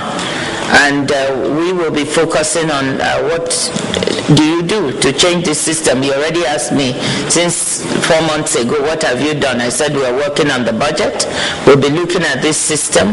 But we also, one of the things they do in fact is to look at the volumes, what was brought in, what was taken out, and try to match up some of the figures and ask questions, as to, maybe if things don't reconcile or they look strange, NNPC is put on the spot. So it's not that completely the Ministry of Finance just folds its hands and doesn't ask any questions. That cannot happen because we are desirous. Remember, we are the Ministry of Finance.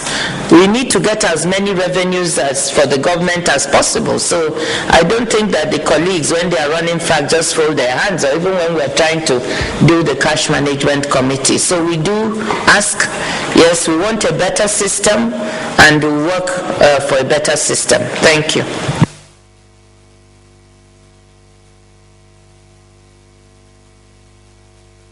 Well, the Honorable Minister of State for Finance made reference to the role that the Revenue Mobilization, Allocation and Fiscal Commission plays.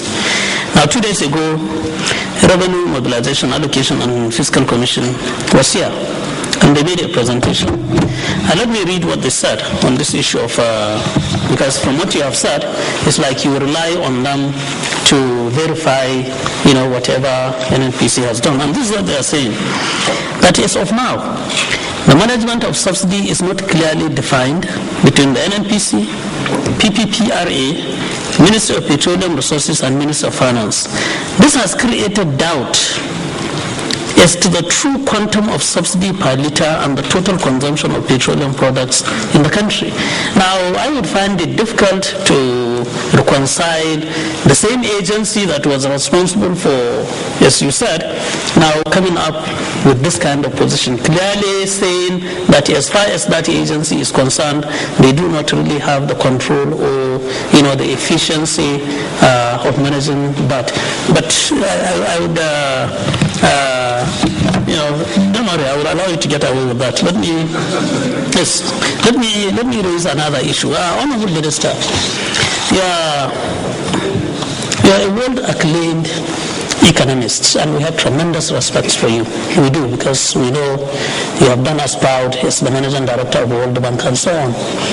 Now, has the government or the ministry done an analysis of the costs of withdrawal of subsidy on the economy? I want to have your thoughts on that. Because when you withdraw subsidy, it has other costs. And from the report that we got, I think from NEITI the other day, they actually presented two sides of the argument. NEITI, Nigerian Extractive Industries Transparency Initiative. But whereas the position of World Bank and IMF is that withdrawal of subsidies stimulates the economy, it provides revenue to government, but the position of OPEC is that it actually pauperizes the people, that it creates other problems. Of course, inflation is among them, but in the end, But the cost itself, can you have your take on this in the Nigerian situation, the recent experience that we have had? Well, thank you very much, Mr. Chairman. That is a very important question. And yes, we looked at what would be the impact of deregulation and withdrawal of subsidy on the economy, and recognize that as has been the case, because Nigeria is not, of course, the first country to do this, and this is not the first time it has been done either in Nigeria. There has been a repeated history of phasing down subsidies, maybe not absolute withdrawal. And when you look at the impact, you know that the first round, there will be first round effects in terms of when the cost of petrol goes up, the cost of transportation in a country will go up, and that's what we're experiencing. Although I have to say, in the case of Nigeria, there was a peculiar issue, which is that diesel had been deregulated for some years now. And so there was really no reason for those vehicles, large buses and all that use diesel, to increase their prices. There was absolutely no reason, because we've been living with deregulated diesel. And it was deregulated, as far as I know, there wasn't that much noise about it. Manufacturers have been buying the diesel and factoring it into their cost and so on.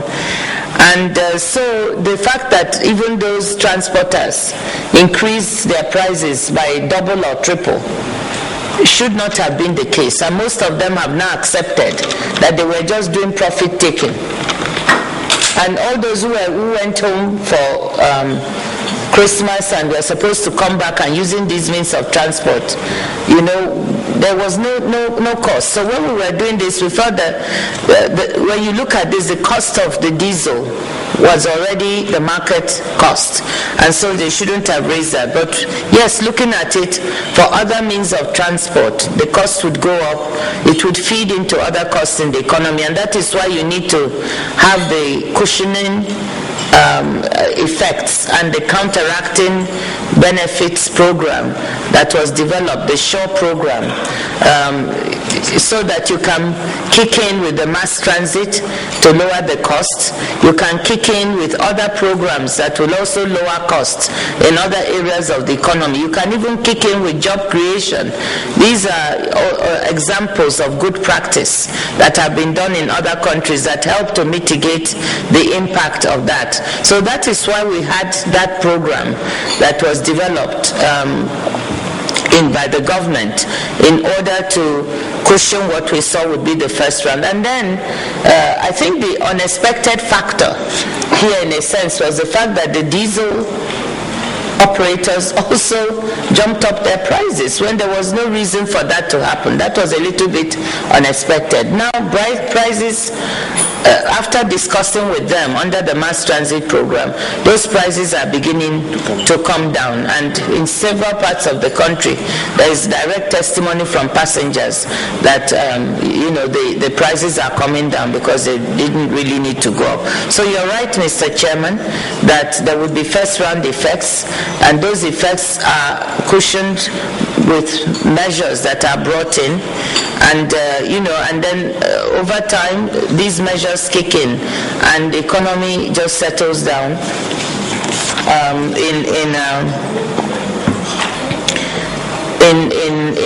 settles down as prices try to find their level. I just want to say something about subsidies. There's nothing wrong with subsidies. Nothing. We have subsidies on agriculture today.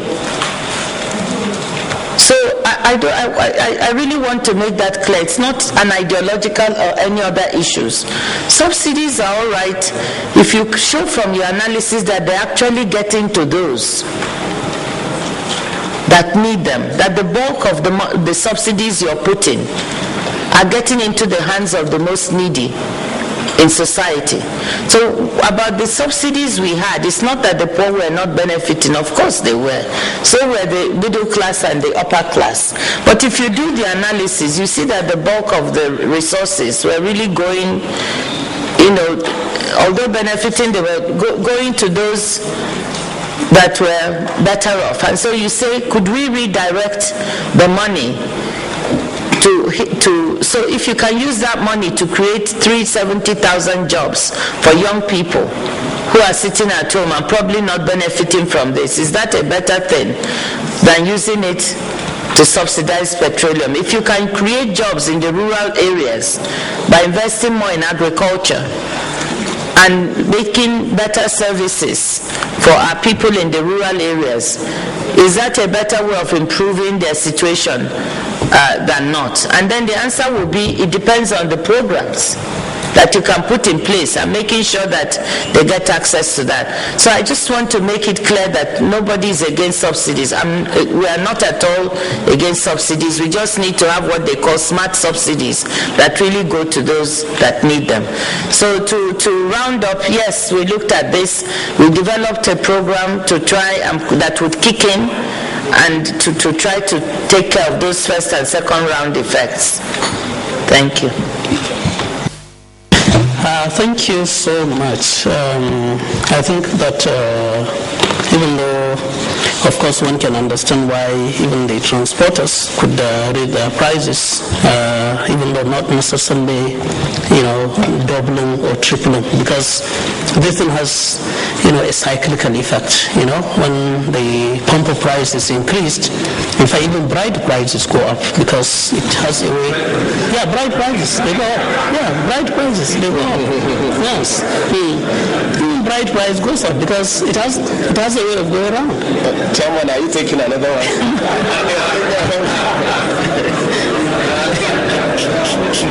So,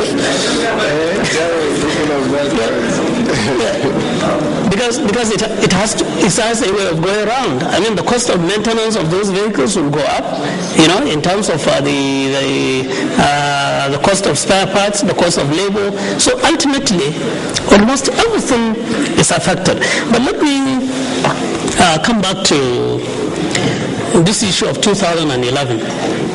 Even though we have been having different figures, when the debate was on, the figure that went around was 1.3 trillion. Today, the figure you have given us up to the end of October is 1.4 trillion. And I suppose...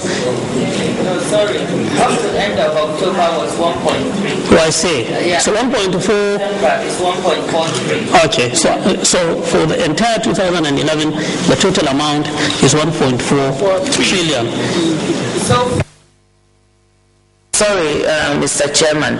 Yes, 1.43 trillion so far, project. But since some of these receipts come with a lag, we expect that we may get a little bit more.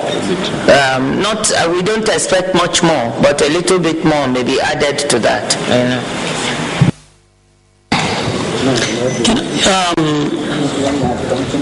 And you said the 1.4 is for 35 million liters of PMS and then 10 million liters of kerosene. What is the subsidy paid on kerosene? Do you have any idea, any of your members? Subsidy paid on kerosene? Yeah, per liter.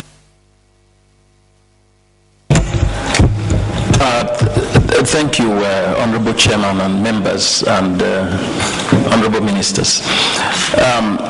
The figure, we actually did the calculation and we worked with NNPC on this, with the figures, because they have custody of the numbers. 10 million liters and the calculated amount was about 395 billion. So easily one can translate that back from the total amount into the per liter level of subsidy. But 395 was a figure that we arrived at with NNPC.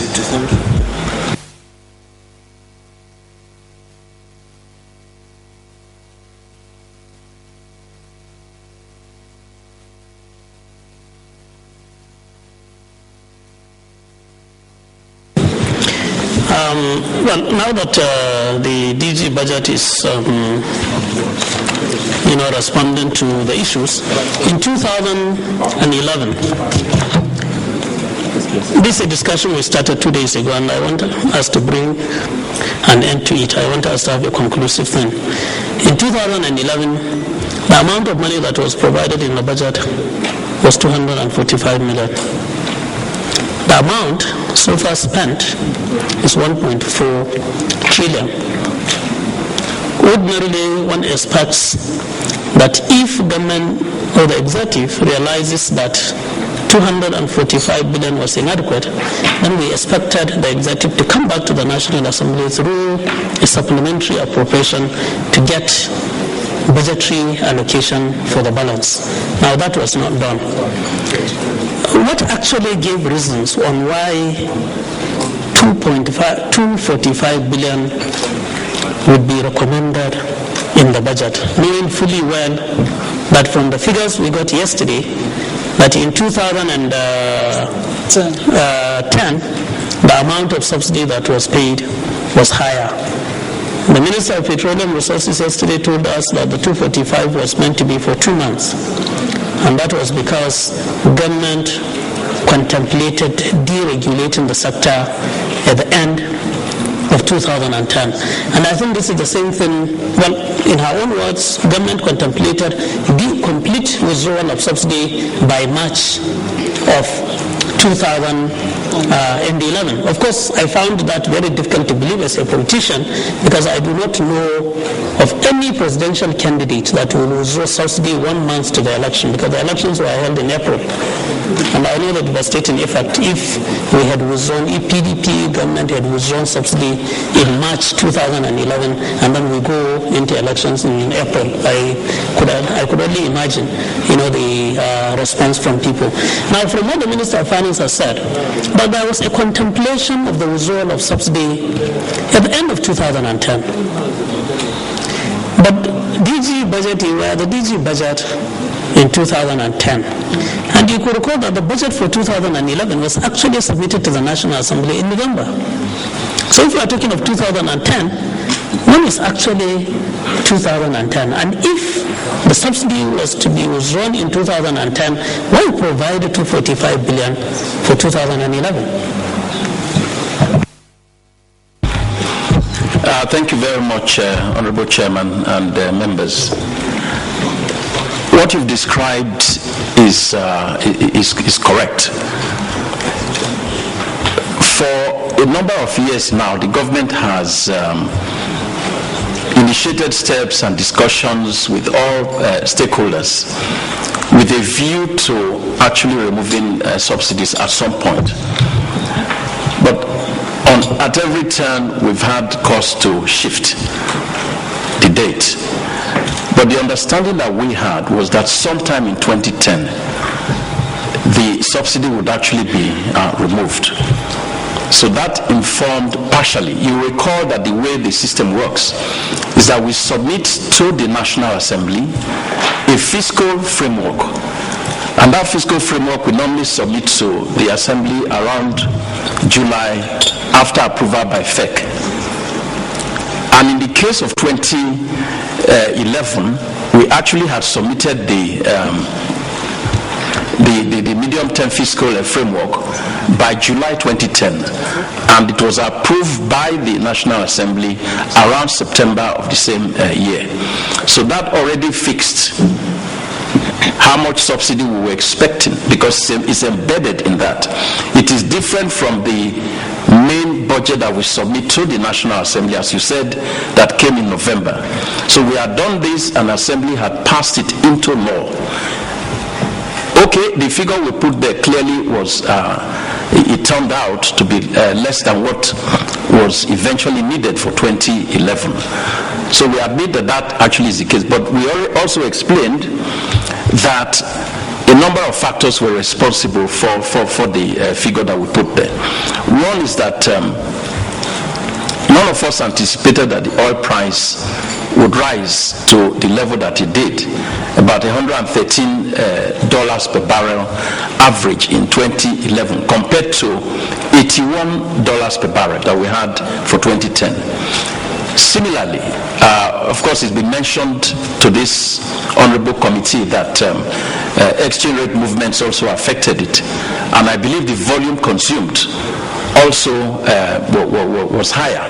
So when you put all these factors together, you could see why the jump. Of course, the previous year, it was about 650 or thereabout billion that so we knew. It's not that we didn't have idea. We knew we needed something like that. But bearing in mind that you may likely remove subsidy, it would be irresponsible. It would have been irresponsible on our side to simply say we needed, say, 800 billion and so on, knowing what we knew. Of course, in retrospect, knowing what we now know about the actual market situation, we could have done it differently in terms of the volume that was put there. But those were the factors that we had that have influenced what we did. Well, two quick ones. One, do you have any document indicating that at any time in 2010, government contemplated withdrawal of subsidy that should justify why you did what you did? Was there a Federal Executive Council decision? Was there any discussion whatsoever, anything documented that should warrant doing what you did? Secondly, in 2011, from the 1.3, I'm even working on the 1.3 January to October figure, the initial figure of almost 1.3. From the report of the Revenue Mobilization, Allocation and Fiscal Commission, from January to September, the Federal Minister of Finance authorized payment to the PPPRA marketers of the sum of 647 billion 660,947,082.13 naira. What that means is that somebody somehow incurred extra budgetary payments, because the amount in the budget, 245 billion, already the ministry itself, minus what the NNPC has taken, directly without authorization from anybody, the ministry itself had already overspent as far as the budget is concerned. So, like I said, let me go back to the first issue that I raised. Were there any document that you can give this committee that would satisfy our curiosity as to why you provided 245 billion rather than 1.3? If you knew what you needed was 1.4, I don't think there is nothing, there would be no outreach if you provide what you truly know that's what you require.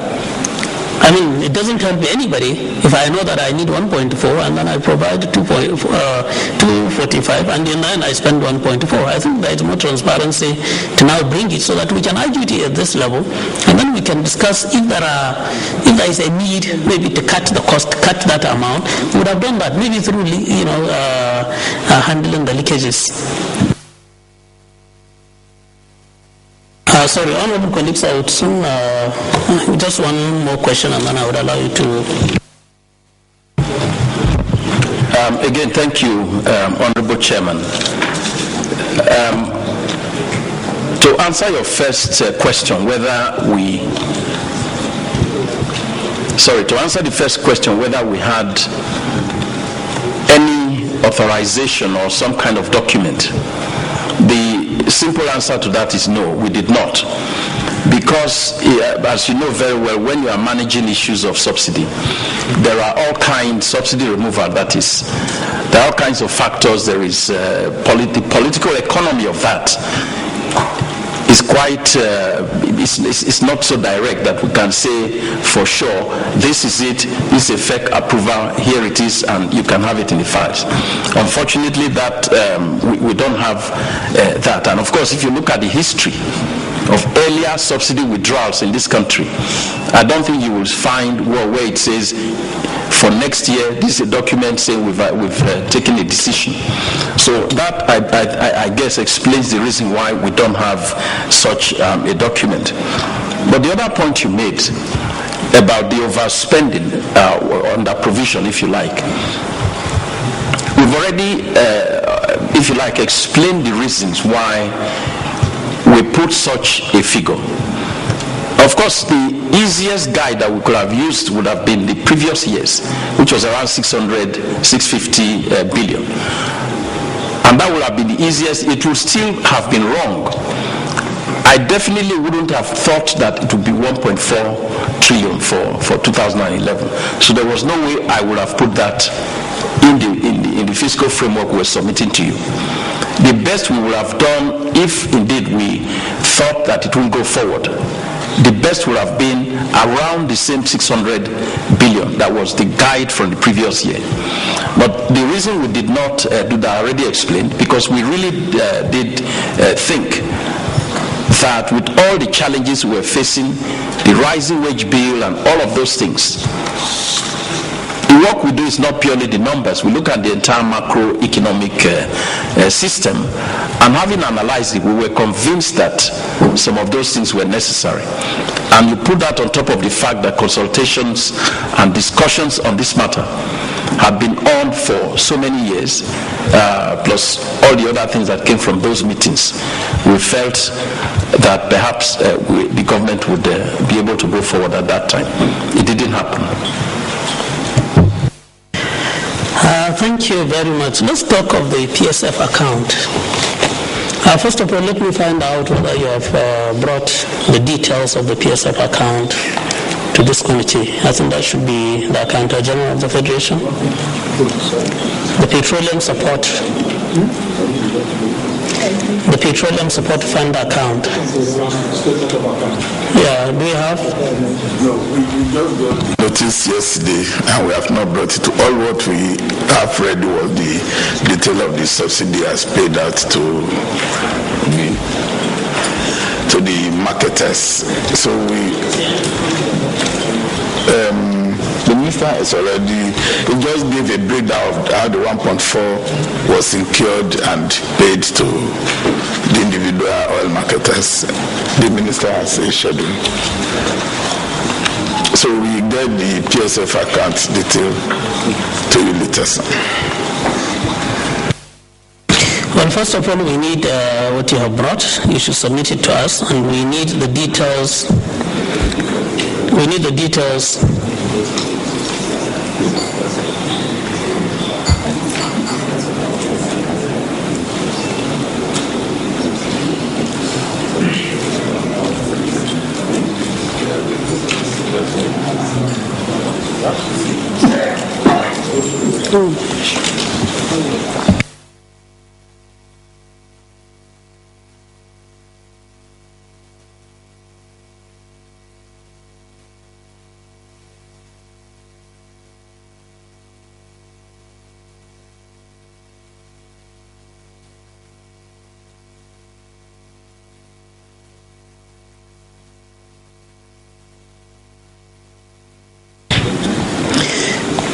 Yes, Accountant General, you want to? Yeah, the PSF account is a virtual account. It does not really exist. Funds flow and then we just consolidate them in the form of a... No. The account I keep is the subsidy account as presented by us through the FAC, and this is, like the Minister of State said, this is verified by the postmortem committee.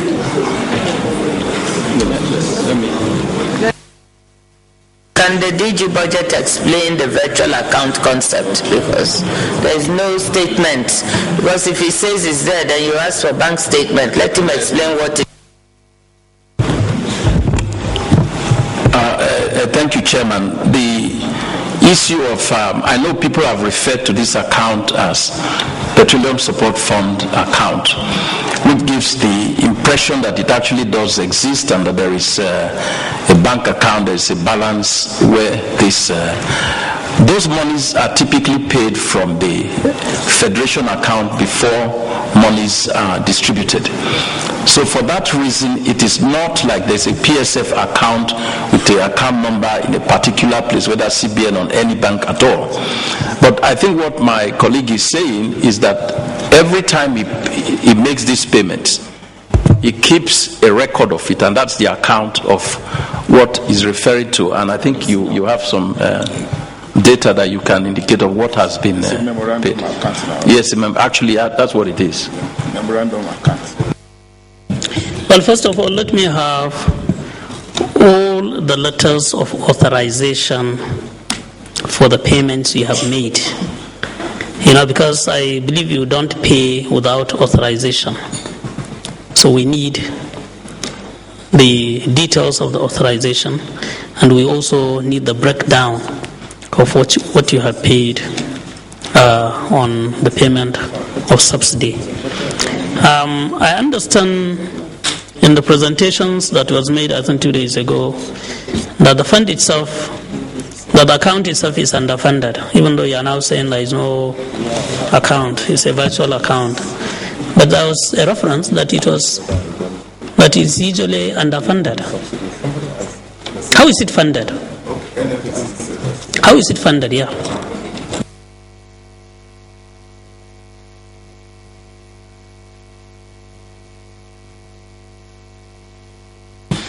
No, I was trying to find out where did the reference come from, because that might explain why the notion of underfunding comes from. If you have an entity that feels that the federal government owes it money, then it might say, well, or the federation, I should say, then they'll say, well, that virtual account is underfunded because they're not getting all the monies that they would want, but that still does not mean that it's an actual account. It's a means for accounting for the resources. So it's not underfunded for our records. What I mean is, it means you always have funds that you could use to make the payments. It's always deducted it's always exposed at the FAC meeting, and then we now make provision for it and then fund it from the inflow.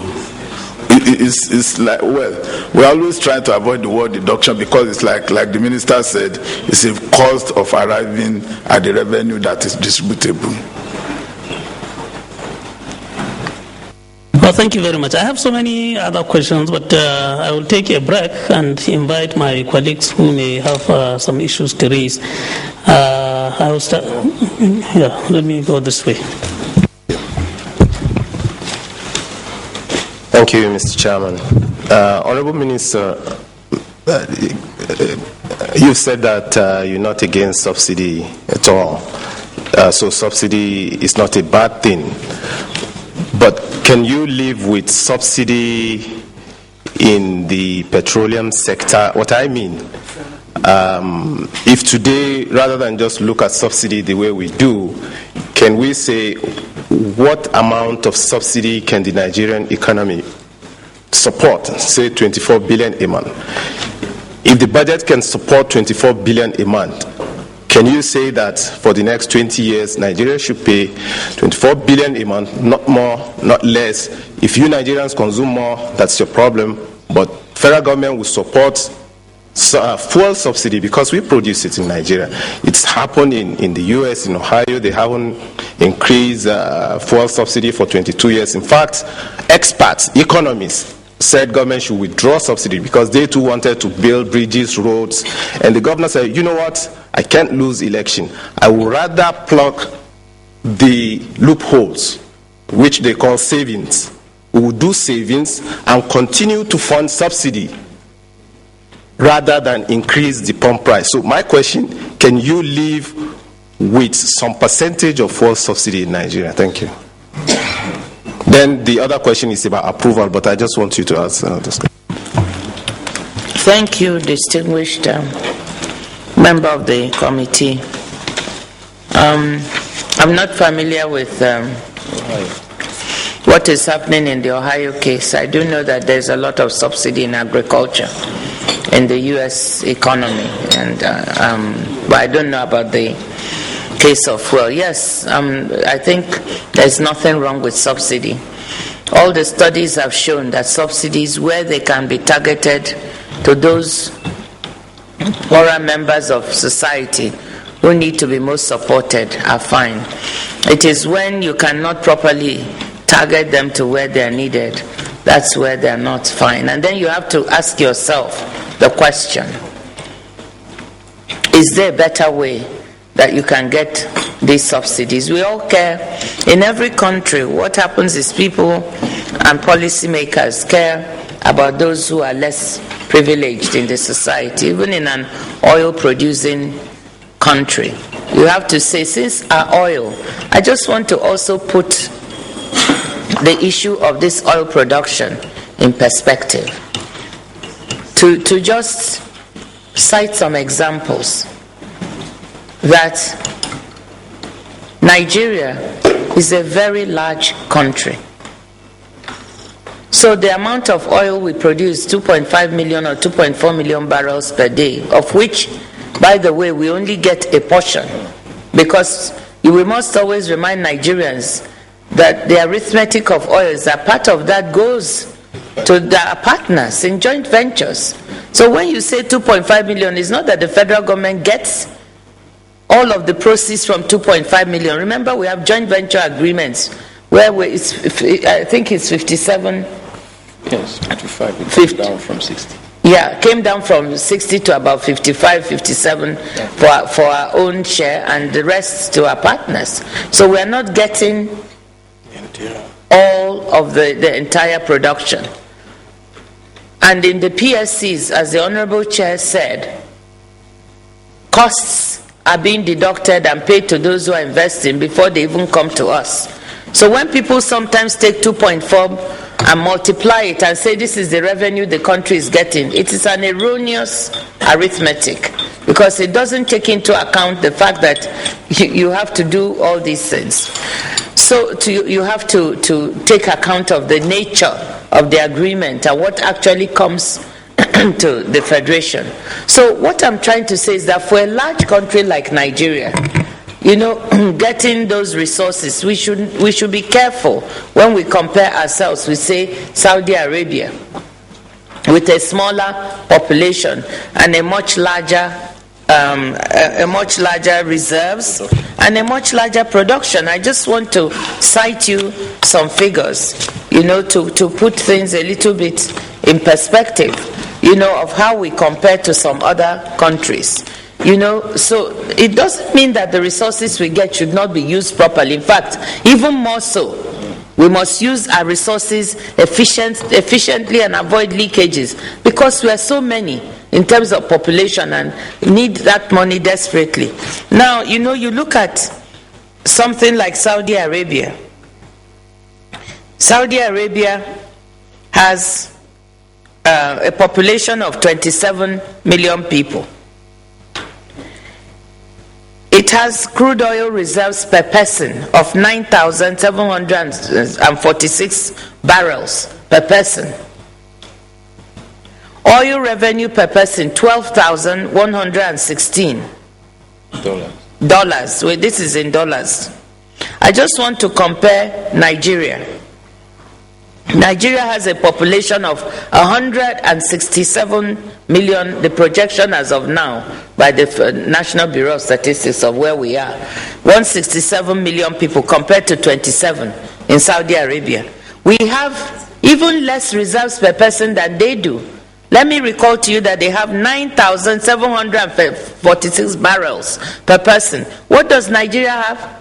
223 per person compared to 9,000. And our oil revenue per person is $472 compared to 12,000 in their own. I just want us to put Nigeria in context, because when people think we have all this oil and we're so rich, and they compare us to Saudi Arabia, to Kuwait, to some other countries. Let me just give you Kuwait. I think I've got Kuwait, just for comparison. Kuwait has a population of 2.8 million people. It has crude oil reserves per person, 35,993 barrels per person. Remember, Nigeria has 223. Kuwait has 35,000. Their oil revenue per person is $29,000 compared to 472. So what does that tell you? It tells you that some of these countries with small population have so much oil that they can give it away and they will still be able to continue exploiting for years and years to come. In the case of Nigeria, compared to our population, we have very little. So we must think carefully of how we use that oil, and that is why what we are doing is important. Saying we must not allow leakages to persist, we must not allow waste, we must harness every drop of that oil and the money that comes from it for the use of the country. Because when you compare it to the population, we are not that well off as we think. So the issue then of how much do you subsidize this for consumption? In our living time, unless we discover more, we actually have maybe 30 more years of reserves, but we all have a lot of gas. So that may also help us in the future. So it's sorry, Mr. Chairman, but I need to call these statistics, because if you don't constantly remind Nigerians, they'll be comparing, no, but Saudi Arabia does that, Kuwait does that, this one does this. And then when you say they'll also bring, you can bring all the countries you want and compare them to Nigeria.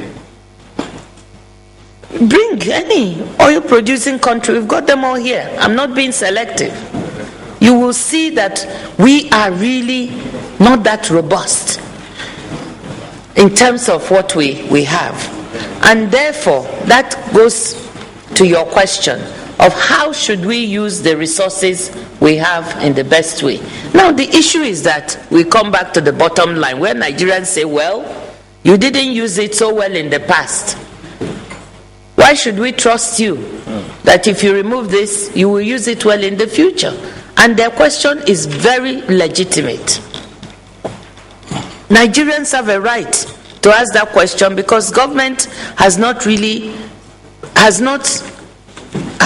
been, I don't know what word to use, has not performed in the way it should in the past.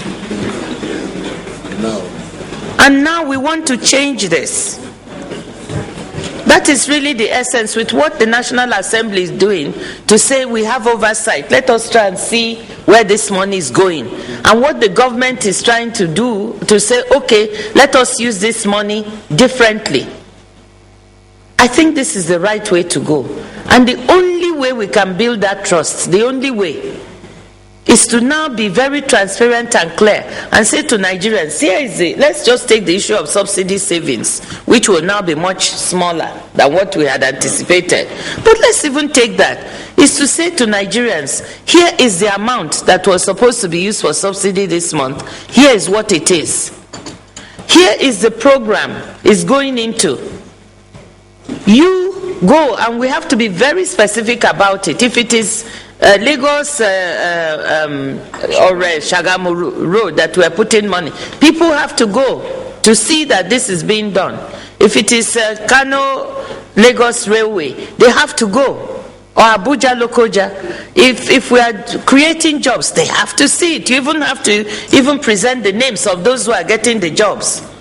We have to get that transparent and that detailed for Nigerians to be able to trust again. So one is not asking. We recognize that the trust is not there, and the government has to earn it, and that's the only way I can think of earning it. Thank you.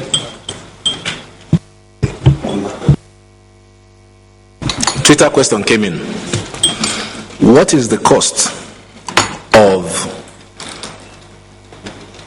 domestic refined petrol? In other words, what does NNPC sell to the inefficient refineries? That's one. What is the policy document of government on either selling the one they can't refine, or swapping? Because you've been saying documents, so they asked me now, is there any policy saying that you must sell or swap? Because it affects the price. Well, those are some of the issues we discussed exhaustively with the NNPC yesterday, but we'll still take them on, and I will still want the minister's take on those issues. And I'm very particular about this issue of swap, because in the past, and we have raised this with the NNPC, and we are going to discuss it with DPR as well and the Minister of Petroleum. I know, and I'm sure a lot of Nigerians know, that we used to have government-to-government swap arrangements. But along the line, apparently, maybe it was not profitable to some quotas. So people decided to abandon that. And then middlemen, traders, were now brought in rather than using the swap arrangement. And this is another very big area where apparently a lot of losses are incurred, and we intend to look into it. I would give you assurance before the end of this exercise, we would also look into that issue. Any area that we believe Nigerians are being shortchanged, I believe we need to open it up. We need to bring it so that Nigerians can appreciate the need for us to do things properly, efficiently, and using the best internationally accepted best practices. So maybe I would quickly get your views on that, because my colleague still has not concluded his line of questioning. So let's have a very quick take. Mr. Chairman, my response on this will be very quick, because I really think that this question belongs to NNPC to answer. Because I think they're best placed. They know the state of the refineries and how much it costs them to produce out of those. And the swap policy, I'm not privy to. These are technical issues with NNPC that I think we need to ask. Thank you. Okay, please. Yes, my last question is about the approval. The chairman has alluded to it. And I believe it's one of the key questions that this committee needs to find out. Who approved the extra budgetary withdrawal? It's a constitutional. I would like to refer to your page 2, where you said a few years ago, when the size of the subsidy started to increase rapidly, it was decided, we don't know by whom, that the responsibility for this should be for the Federation rather than just the federal government. What we're saying is that in the course of this investigation, we found out 2 egregious violent violations of the Constitution. Number 1, that the subsidy was based on discharge, not on actual depot. And the PPRA, since this investigation, has stopped that. For now, your account, you will be saving 2 billion naira a day. You'll see from their submission, Nigeria will be saving 2 billion naira a day on subsidy claims, because the PPRA said they will not wait for any approval to go and do the right thing. Honorable Minister, you're a friend of this House. We know how transparent you are. We know that it is unconstitutional, but we're not on the same page with the agencies. And from this I struggled to agree, but I couldn't, because you said it was decided. Nobody decides to flout the Constitution. The Constitution is clear.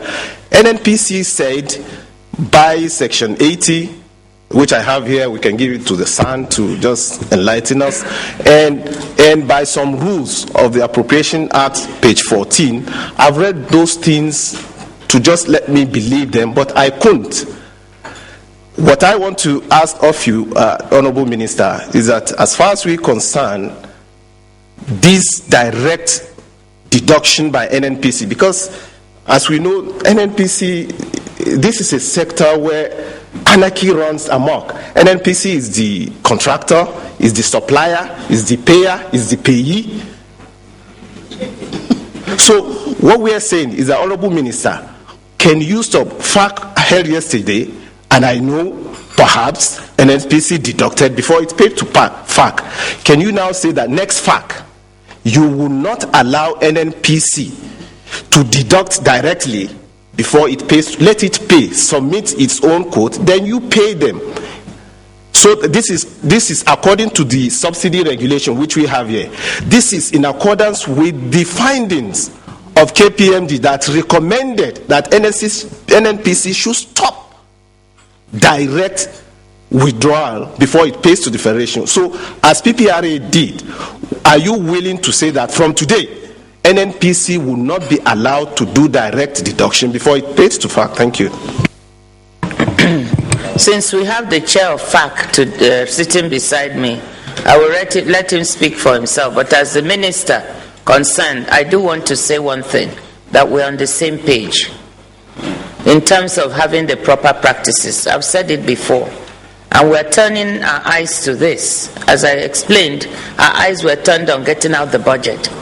And now we've done that, we're going to focus on these issues to make clear that we want a system that is clear to the Nigerian people, clear to us.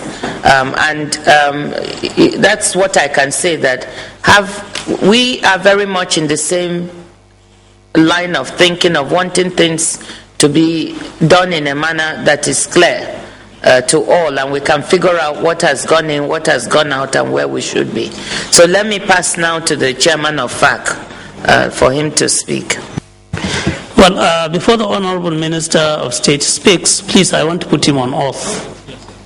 Can you administer the oath on the Honorable Minister, please? It's the Minister that has been speaking on oath, so let him also tell us on oath. I, Dr. Yerima Ngama, do solemnly affirm that the evidence you shall give before this honorable committee, that the evidence I will give before this committee shall be the truth, the whole truth, and nothing but the truth. So help you God. So help me God. Thank you, Mr. Chairman. You know, having presided over FAC for the past 6 months, I know that this is a very simple question. Actually, I've struggled with even the under provision. And I know that next FAC, right now, the budget for 2012 is before you. And even what we have proposed is 0 subsidy. So if there is a figure for subsidy, you know, even against the provisional unapproved budget, I don't have anything. The state governments will not accept anything. So if there is a subsidy, which we know there is subsidy, it has to wait until we put the proper things in place. So I believe NNPC will keep that subsidy, and even the PPPRA will keep that subsidy because it will exist if they sell at 97. But at FAC, unless we now have, first of all, we have to even do the budget for the subsidy itself. And then we present the budget to you. What we gave you has no subsidy. Now we have to amend and submit something to you. So if the commissioners will go by what we have submitted to you, which I believe we have to do it even by next week, then if they agree, then we can actually look at the actual, and then they can accommodate it before you approve. Because this is a whole forum. It's not me, it is the governors. If I do anything they don't agree, I will hold FAC, but there will be no conclusion, and they will walk away on me. Thank you. Thank you so much, Honorable. Thank you, Mr. Chairman. Before I yield the floor to her, let me make a request. Please, we want an official copy of the KPMG report. Honorable Minister, we want you to submit it to us, official copy of the KPMG audit report. Distinguished chair of the committee, we will submit it to you. Yes, thank you. Thank you, Mr. Chairman. I'm still Honorable Azodo Ukeria, representing Agwata Federal Constituency of Anambra State. Honorable Minister, you've canvassed so much on this your show program. I don't know whether there's any provision in the 2012 budget where the money for the proceeds for this thing will be used for the show programs. That is one. Okay, if you answer that.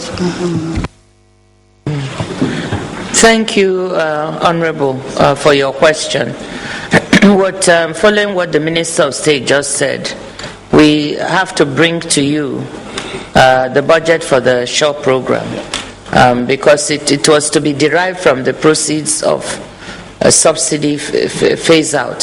Since we now have partial phase out, to estimate the figures will not be as robust as before, but we still have to bring to you whatever it is to be approved, and then we will be able to utilize it. We may be able, I just want to note that for one or two of the programs, some of the resources already appropriated by the National Assembly since the year has been extended to March, we may be able to already launch one or two of the programs using, for example, youth employment. Some monies were appropriated, and so from that we can already begin to do some of the work. But for the new monies, we have to bring it to you.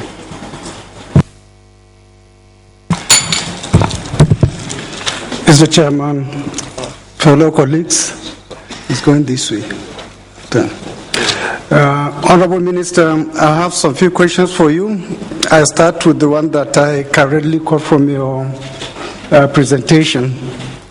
You made mention in your presentation that you mutually agree with the oil importers on the payment period of 45 days, after which, if the Ministry of Finance failed to pay within that period, you will pay an interest to them for the number of days or weeks accrued. But it is interesting to inform you that yesterday some oil marketers were here with us, and part of the complaint they laid before us was the delay in payment of their bills by Ministry of Finance. One of them claimed that on the average, a bill that is supposed to be paid within 45 days takes an average of about 130 days to be paid. And we asked him, is this something that happens often? He said it is a recurrent thing, and it is affecting their profitability. He is saying that they are operating almost at a flat level. So why I ask this question is because of the issue of interest you mentioned. You said interest is being paid, but the oil marketers are saying that they are almost operating at zero profit because of the interest they have to pay their bankers for the period, the additional period of default from the Ministry of Finance. That's one question. The second question is still on the debt instrument. You said you have come up with this interest instrument which you use whenever you are unable to pay the oil marketers within the mutually agreed 45 days. Now I want to know, this interest you are paying, or you are supposed to be paying because they are saying they are not collecting, is it part of the supply chain cost that average Nigerians pay per liter, this additional interest you pay on default, or it is something that you pay from other sources? If you are paying from other sources other than the supply chain cost of the petrol, imported petrol, what are those sources you are using to pay for this interest to the oil marketers? Again, Honorable Minister, I still want to take you back to the issue of efficiency, which I believe as the Minister of the Economy you are championing efficiency in government. I believe by the time you sat down with the oil marketers, the Ministry of Petroleum, the PPPRA, you must have calculated that on the average, from discharge to payment, 45 days is about the most adequate conservative period to pay. And what we are witnessing today is a recurrent default in the payment of these oil importers. And this is negatively impacting on the economy because additional expenses is being incurred where it wouldn't have if efficiency is in place to ensure that payment is made as and when due. My last question is concerning these independent auditors that are employed to monitor the discharge of imported oil. I want to know from the Honorable Minister who appoint those auditors. Is it the Ministry of Finance or the PPPRA? And I would want to also find out the opinion of the Minister, whether in her opinion, the issue of appointment of auditors will not have been more transparent if they are subjected to the best practices, that is by appointing them through a competitive bid process, rather than just appointment by way of who you know. Because the DG or the Executive Secretary yesterday, from what he told us, it was more or less like a selection out of reputation. We know this man, this firm is a reputable one. It is an internationally accepted fact that it is a reputable company. That is why we just decided to appoint them. So there was not any competitive process being applied to determine who should be the auditor. So we'd want to know if the Minister of Finance is of the view that that kind of practice is acceptable, or it would have been better to subject it to a competitive bid process where the Accountant General of the Federation will be part of the monitors that will ensure that whoever is appointed the auditor is somebody who is able to demonstrate in concrete terms that he is the best for that job. Thank you very much. Thank you very much, distinguished member of the committee. I'm actually very grateful to you for your questions, because the impression created sometimes is that the ministry is dishing out money and authorizing payments. You have just confirmed that it's not quite like that. So that's the other side of the coin that you just pointed out. And I didn't know that oil marketers will get sympathy from anyone, even in the committee. I thought we were all now against oil marketers. So I think on these specific questions, let me turn to DG Budget to answer the question on the debt note and the payment period, and also on the with Accountant General on the auditors. Could you? Okay. Thank you very much, Chairman and members. The issue here, the question regarding the days, number of days it takes to pay auditors, to pay marketers. The reason we brought in the sovereign debt instrument in 2010 was essentially because the processes, sometimes it takes auditors a bit long, a period, to complete the auditing process. Another complication, of course, has to do with the fact that by the time PPPRA bunches a number of such claims together in sufficient volume to bring to us, you will find that maybe a couple of weeks or more will have elapsed. 45 days is only a few weeks, it's not very long. So for those reasons, marketers started to react by occasionally slowing down on importation, which is understandable. If they don't have the money because they've not been paid, they won't be able to do whatever they need to do for importation. And this instrument was brought on stream at that time because of this.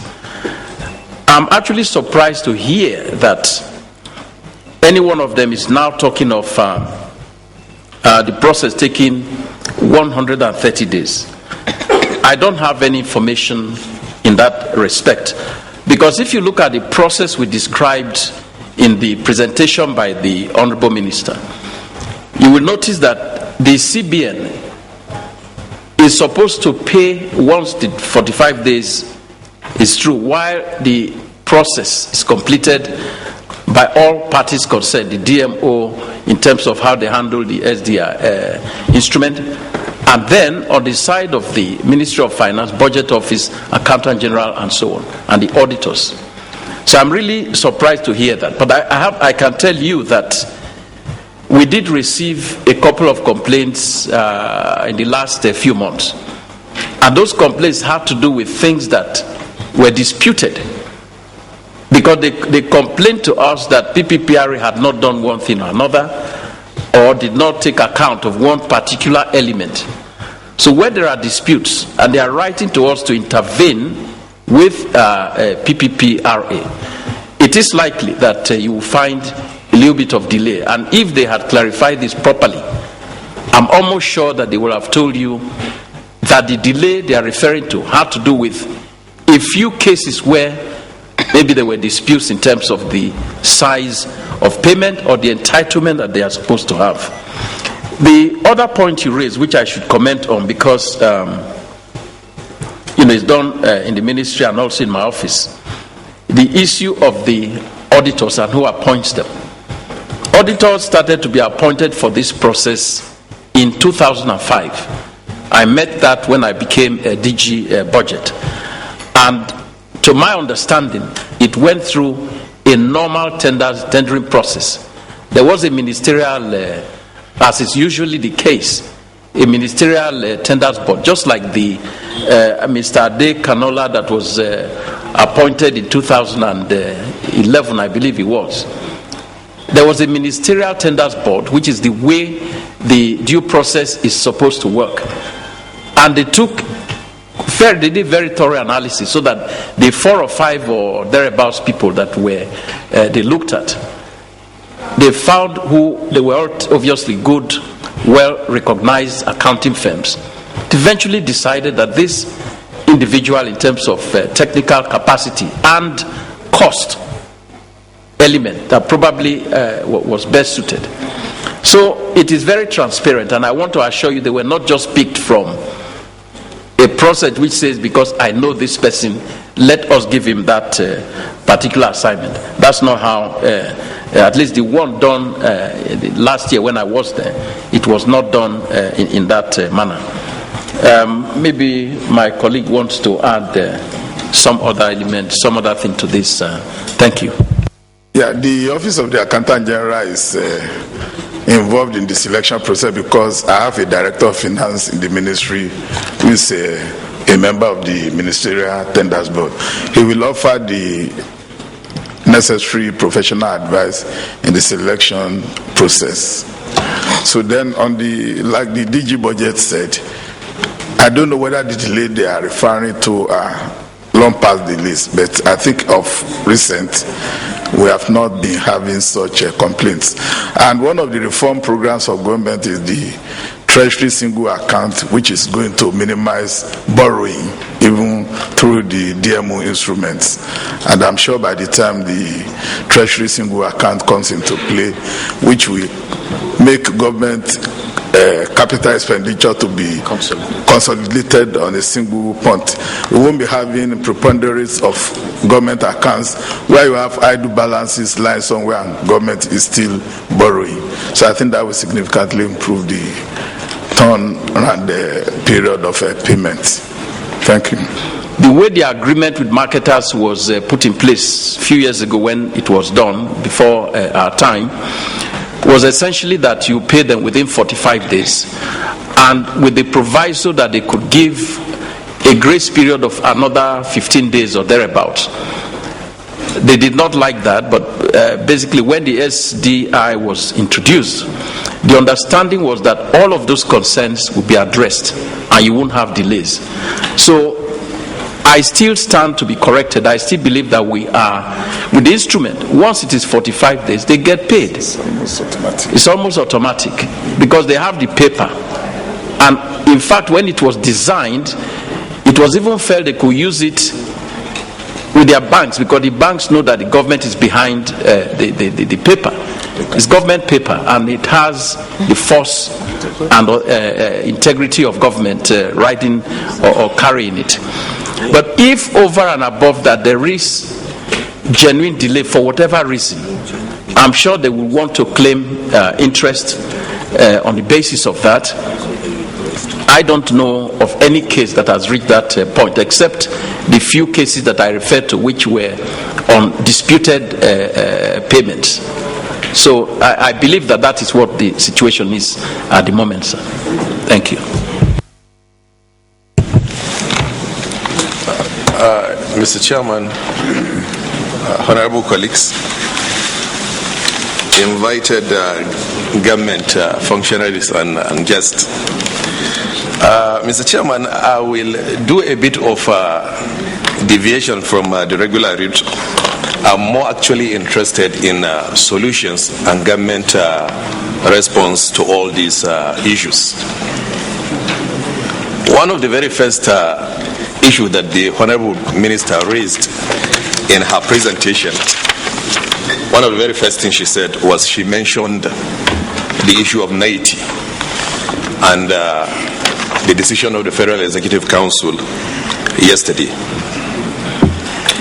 Now, NETI did a lot of such audit in the past.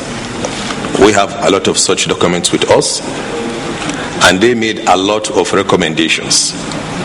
And if government had taken those recommendations and implemented those recommendations, today we surely will not be facing the situations we are facing now. So my question is, what has changed in the way and manner that government has been conducting its business until this very moment? What has changed?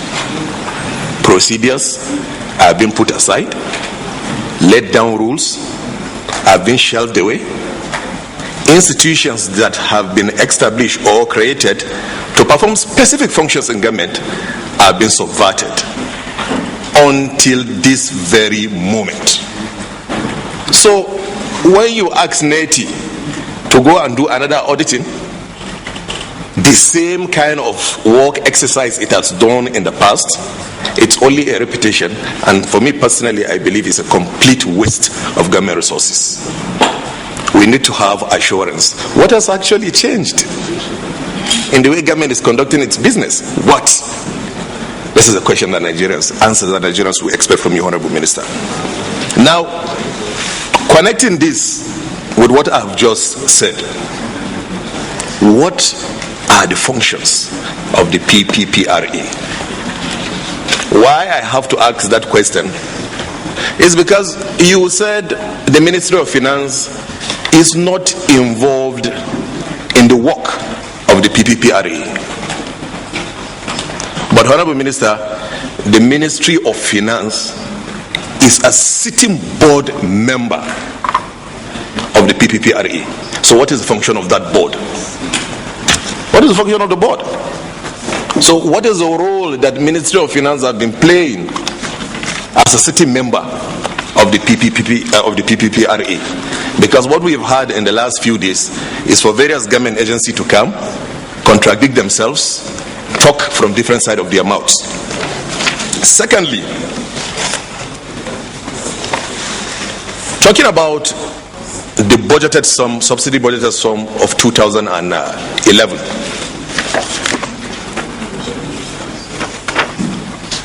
Do we still have the attention of the Honorable Minister? Yes, please. 245 billion was budgeted. I will want to know at the time of putting together that budget, for the purpose at least of this question, what were you being guided by? Is it a gradual deregulation or an outright deregulation? Whichever way, what was your projected pump price of petrol? Remember, the Minister of Petroleum has said in her own submission that they plan to phase out the subsidy within the period of January and February. So Even a primary school person will understand that if you say January, February, you have 240 something billion. So when you times it by 6, you get 1.3 or 1.2 something to justify the 1.3 trillion something. But we now need to know what was your projected price, pump price, to see if it actually tallies with this amount that is being projected. Mr. Chairman, finally, this is a word of caution, and we all need to be very careful. Mr. Chairman, please, I need to say this. This is very, very important. We must realize that we come here every day, go, discuss, leave this place, but posterity will judge us as leaders that have been saddled with the responsibility of leading this country at these difficult times. Why I'm saying this is because a lot of highly placed government officials have gone into public and accepted the fact that we have, whether you like it, you call it cabal, or you call it mafia, or you call it clique, whatever the case may be, the understanding is that there's a particular group of people that have been benefiting, corrupting themselves using the subsidy scheme. And it simply means that they have counterparts in various government agencies that are saddled with such responsibility.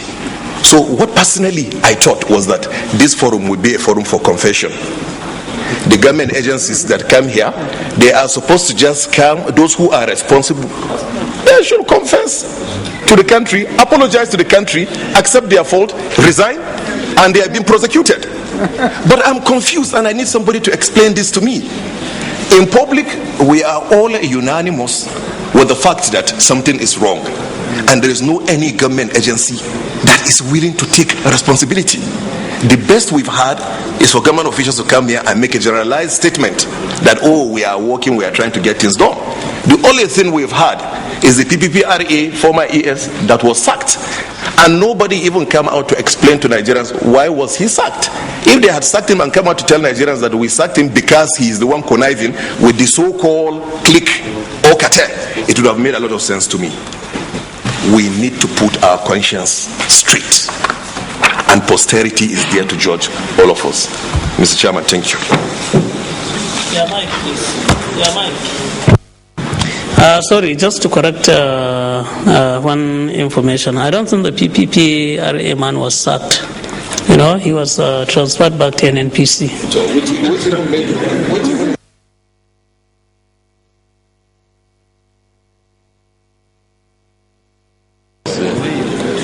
Well, thank you very much, Mr. Chairman. Let me start with the last comment.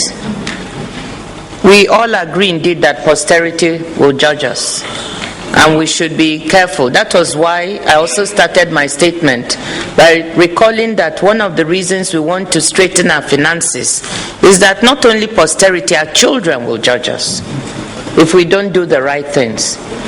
So we are very, very aware of that and take this extremely seriously. And I do not think that we depart from where the chairman of the distinguished panel member, chairman of the finance committee, is at. Let me just say, you said agencies will come and confess.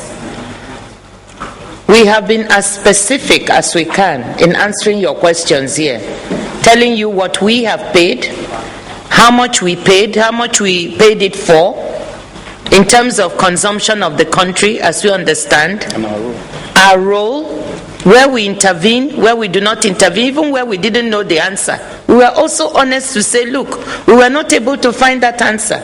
So, I understand where the chairman of the finance committee is going, and I'm very much with him, that we should clean up this process. And we said at the beginning that we are extremely willing and able, and we want to do that. But on behalf of my ministry and agency, I feel we have exposed what we are doing. I don't, as finance minister, have any confession to make at the moment in terms of what we know. I want to make very clear. And so I don't see what the need is to resign. So I don't want to refer to that, because tomorrow the headline will be that Okonjo Iweala has to resign. So I want to make it very clear. No, that I have been very honest, very transparent. My team has exposed everything we want and every question has been answered. So if there are other agencies you feel should make confessions, you may ask them. But as far as we are concerned, we are very willing, very open to every question you have. And we will be honest. Where we have the answers, we tell you. Where we don't have, you have even seen that sometimes you've asked us and we've been very open to say we don't have this answer. And maybe we should have had it. But we cannot go and invent something. I will not invent an answer to cover anybody. I will not. We must be open, honest, transparent in these hearings. That is the only way this country will get at the truth. And the truth is, well, even if the truth is unpleasant, we have to be open. So I just want to say, please, I like your word of caution. I like the posterity judging us, because that keeps us on our toes. And I think we're all of one mind. Now, I'm taking your questions, sort of from the last to the first. In terms of the 245 budgeted, I will again ask DG Budget to answer that and then revert. But maybe, and also, the DG Budget used to actually be head of 90 before he became DG Budget.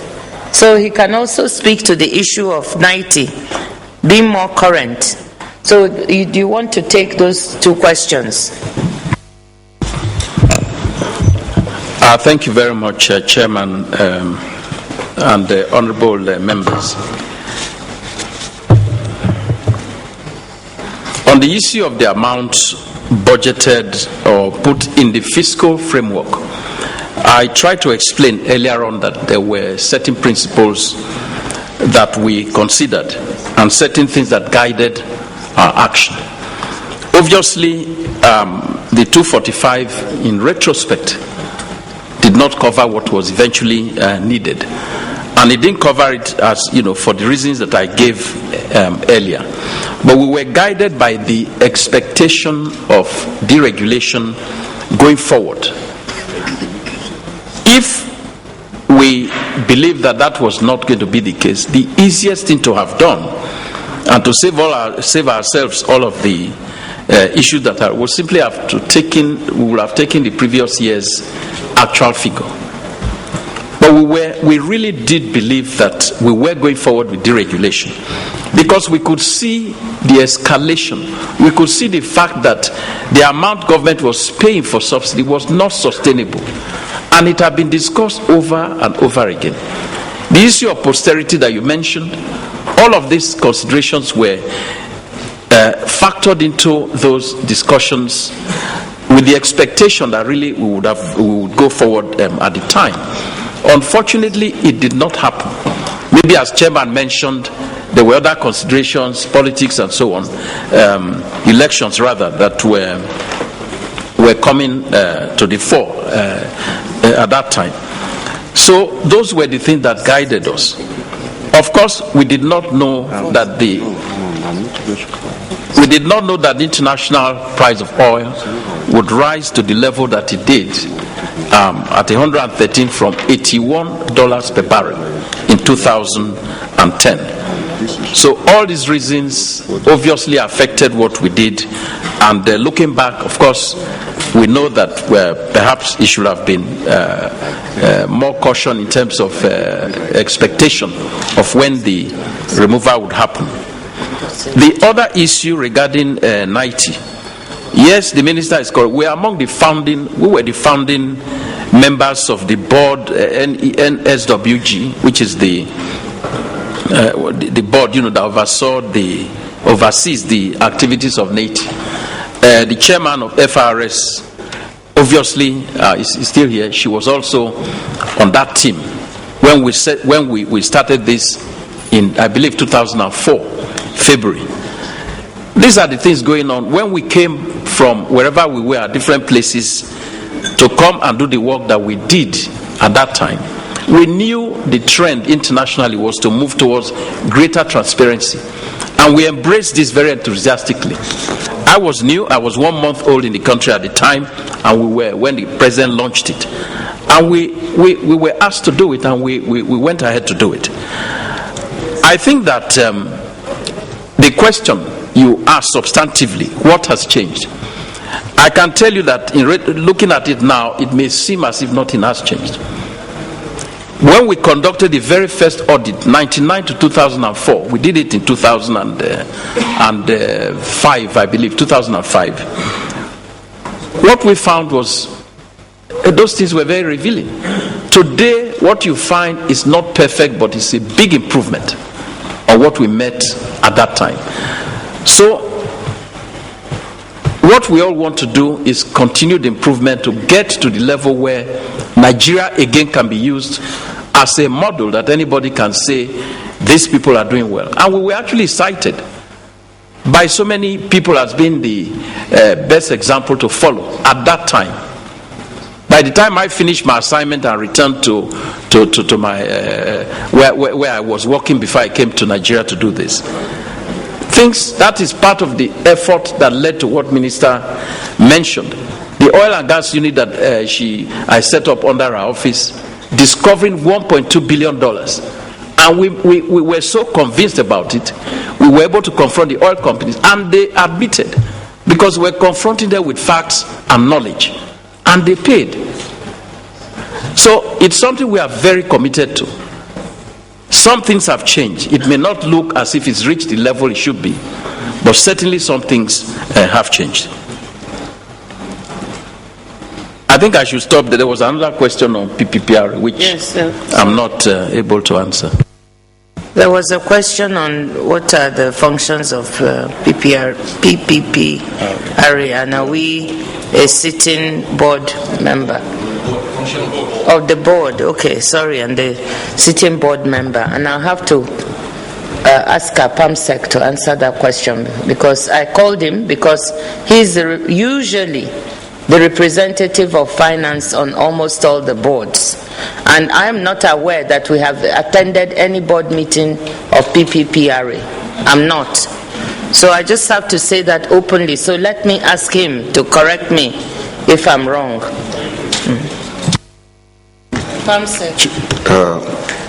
Chairman,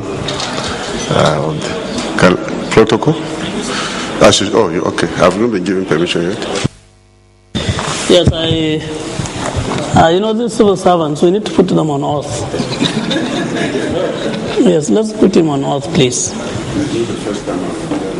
We know. At every time, you have to be. We know. When you are dealing with civil servants, you have to be. I'm sure the Honorable Minister agrees with me. You do it with a lot of.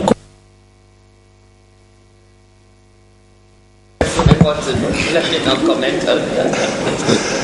The affirmation does. You put your hand up. I, Danladi Iremia Kifasi, do solemnly affirm that the evidence I shall give before this committee shall be the truth, the whole truth, and nothing but the truth. So help me God. Do I stand? Okay. Thank you. First of all, I must thank the chairman for conducting this gathering in a very faithful manner. And I want to thank my Honorable Minister for leading us well and demanding that we always speak the truth wherever we are. Actually, to be sincere, I need to look at the act of the National Assembly that established the PPRA to be able to actually tell you what the functions of the organization is. On the membership of the board, there are several chairmen, you may note, there are several agencies where the law requires the ministry to be so represented. However, when board meetings are called, the ministry doesn't get invited in some of them. And I can't remember when last we had somebody sitting on the board of the PPRA. That's my contribution. I would also say that just for avoidance of doubt, when we get back, we will check with all our directors, because as you know, you might find some, but we don't know. I mean, we do not know of anyone who has been going to that board meeting, but we will double check.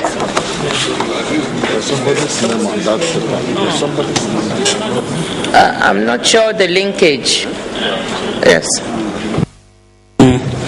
I think we will take it, but the Honourable Minister will go back, verify. This will certainly will not be the last time he will be interacting with the Minister on this. So in the next round of whenever it is, we will take you on this issue.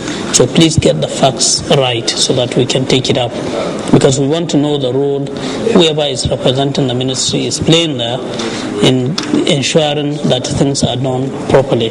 Because the essence of having people to represent ministries on certain boards is to ensure that they properly guide them as to the way things should be done according to the various legislations establishing those places. So get the information and we'll get back to you. Honorable, can you make it quick, please? Yeah. Thank you, Mr. Chairman.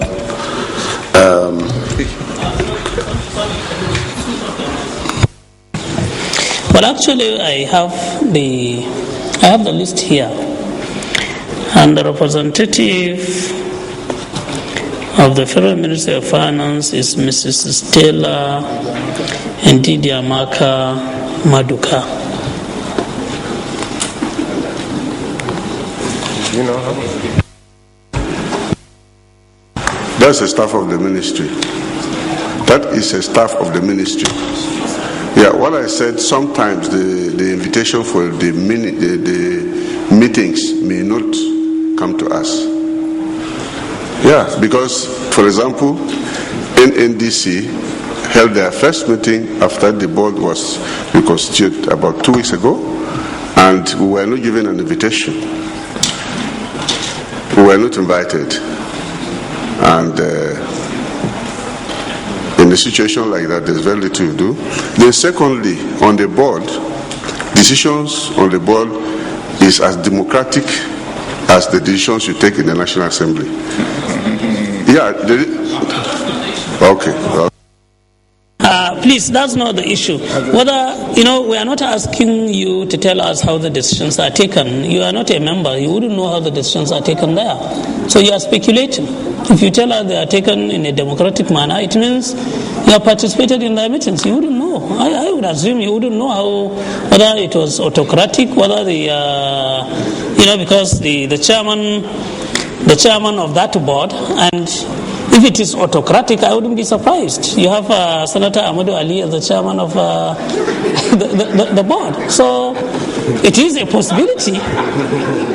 It's a possibility, that maybe the board is run in a garrison manner. Who knows? Yes, who knows? But the issue is that we want to establish, and I thought that is where you should come in, to tell us clearly whether the Ministry of Finance has been playing its role on the PPPRA board. Now that you said you don't know, we'll collect all the minutes of the meetings of the board from PPPRA, and we'll determine whether your representative was not invited, or she did not attend, or she did not even contribute to the discussion. As to what happens, the manner decisions are taken, that should be left to us. So we'll follow up on this matter. We will follow up, Honorable. Yes, Honorable Manir, can you make a quick intervention? Yes, sorry, I'm asking people to make their interventions quick because we still have about 5 other agencies we should be taking today. DPR is here, Pengasan is here, Sahara Oil is here, I think about 5 or so. So, yes. I just wanted to say that we also will go back and determine because, we didn't know, so we should find out and we'll be in touch. Thank you, Mr. Chairman. Munir Danagundi from Kano. I will also align my question with what has just been answered. Yesterday we had the PPRA saying one of the reasons they don't include the customs in verification is that the item, the petrol, is not a dutable item. Where I know some other items that are not dutable, the customs are verifying. So it's like when, supposing I am in your shoes, Honorable Minister, as Minister of Finance, would you think it is appropriate for you to approve the payments when you know, as you said, whether they are right or wrong, those payments should be made without an input from your ministry through the customs or whatever means? Because we assume that some of the problems is in terms of the volumes and the quantity of the petrol which were inflated or were not supplied. So if I were in your shoes, do you think that will be moral for me to pay? Even if from what he said that Ministry of Finance is supposed to be part of the board that will give you an insight of what is happening in the importation of the petroleum product. And then secondly, I want to disagree with you with what you have said when we are comparing countries like Kuwait and what have you. In the transformation agenda, most of these countries we are talking about and the openings we should do in terms of our revenues. So how do we do it? We know 70% of Nigerians rely on agriculture. And in the budget 2012, agriculture is given less than 3% of the budget. And the West African countries, we are talking that we subsidize our petrol in favor of some of these West African countries, Chad, Niger. They give a minimum of 10% of their budget to agriculture. So Nigerians are confused. They find it difficult to reconcile when you said you want to create employment, you want to do this and that. So it's difficult for us to understand, because in the import you have just said, we spend more than 1.1 trillion in food import. That is wheat, sugar, fish, and rice. These 4 items are not. I think that will give the government a policy direction to how we can improve on our revenue. Thank you.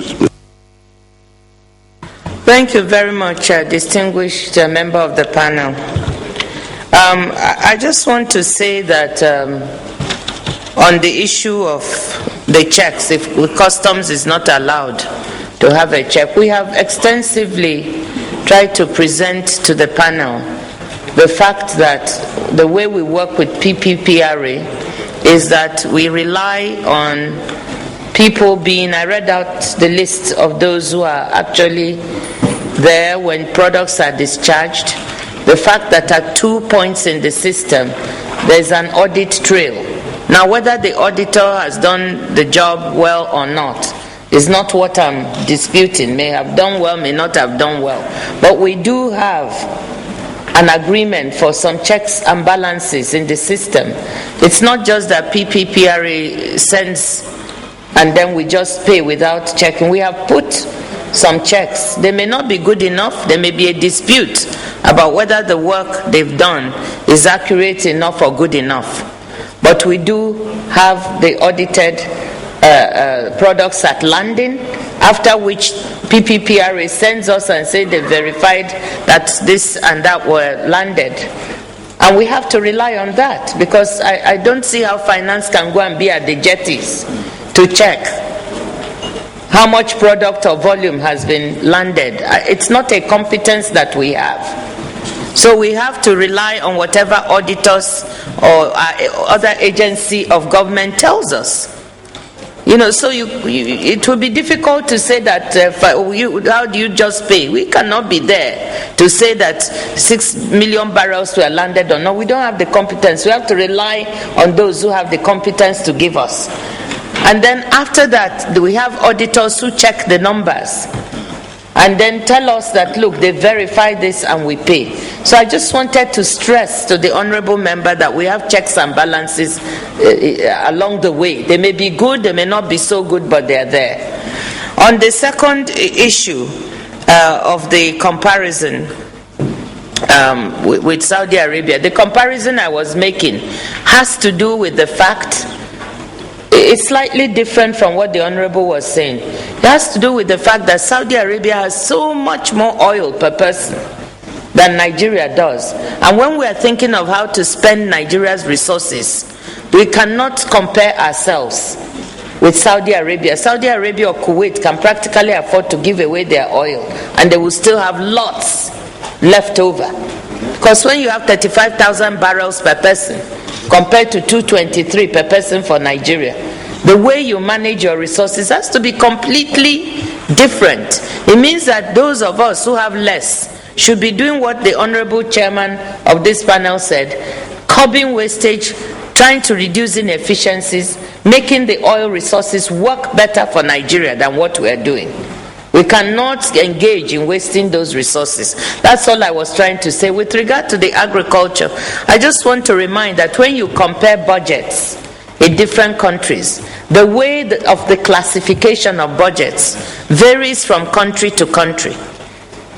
And I can answer to that at any time. If you bring 6 or 7 African countries here, you see that the way agriculture is classified is different.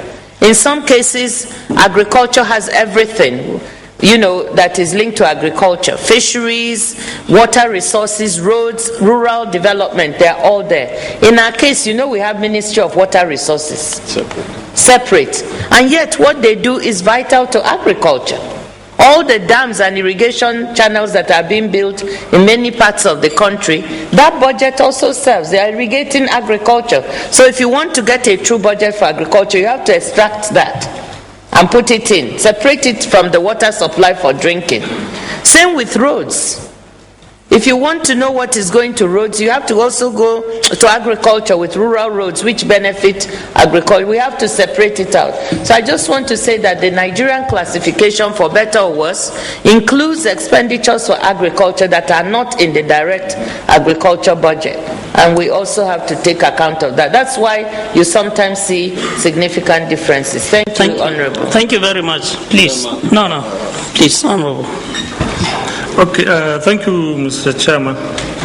Honorable Minister, let me borrow the word of the senior advocate of Nigeria, where he said about 5,000 ships come to Nigerian water, which are not Nigerian-owned ships.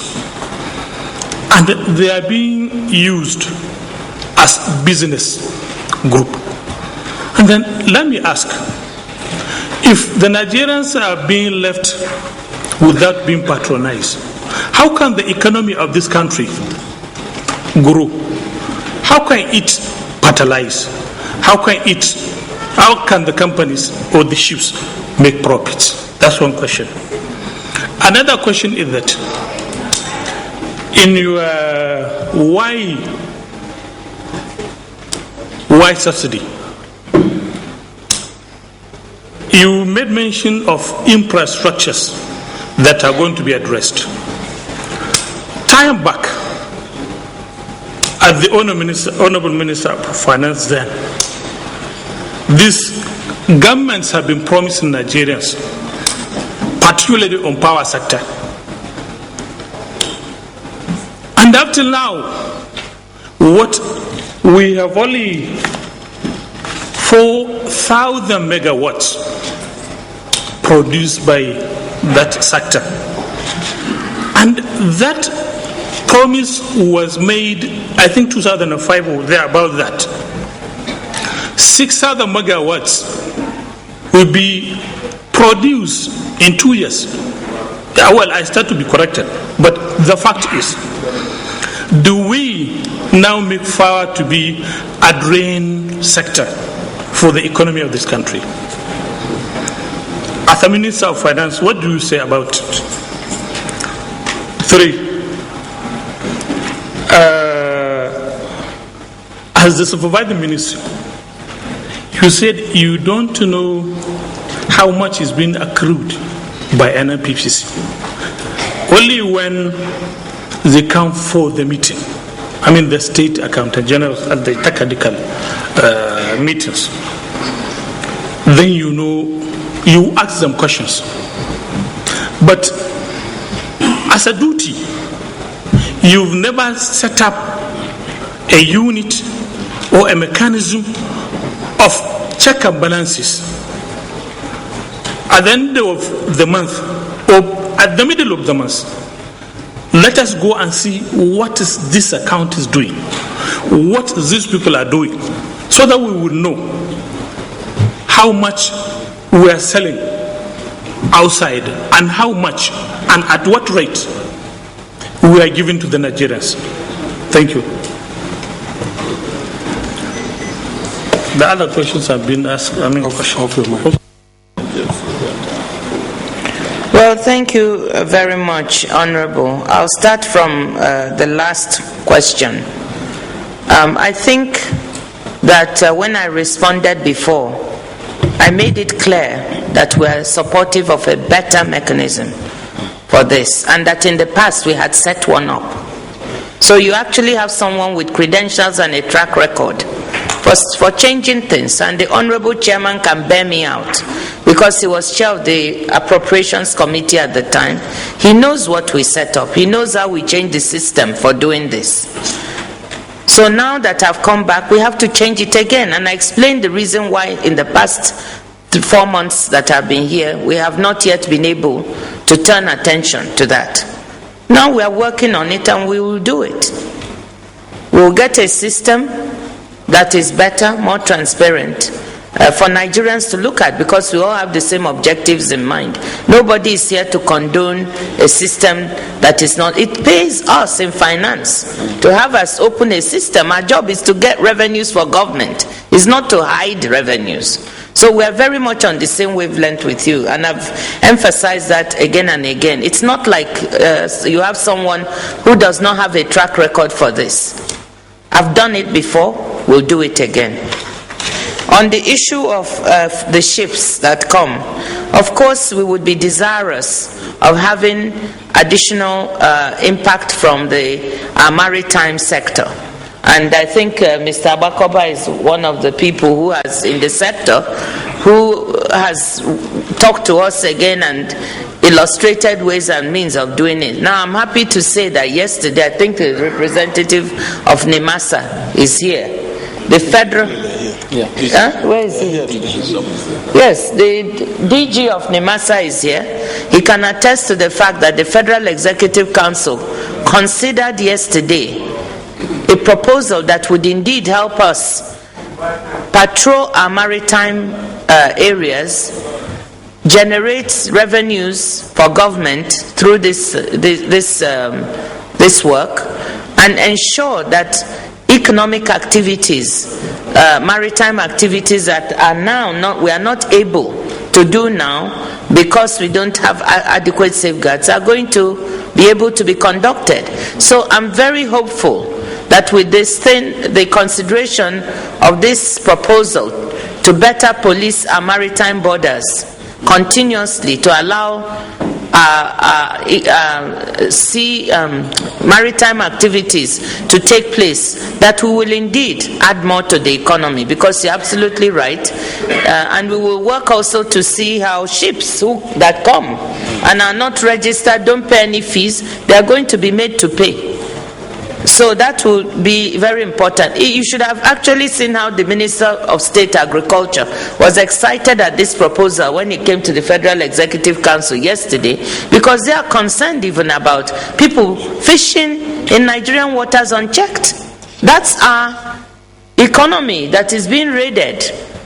So you're absolutely right. When we have this thing in place, it is going to materially improve things, and use of Nigerian ships and boats will also increase.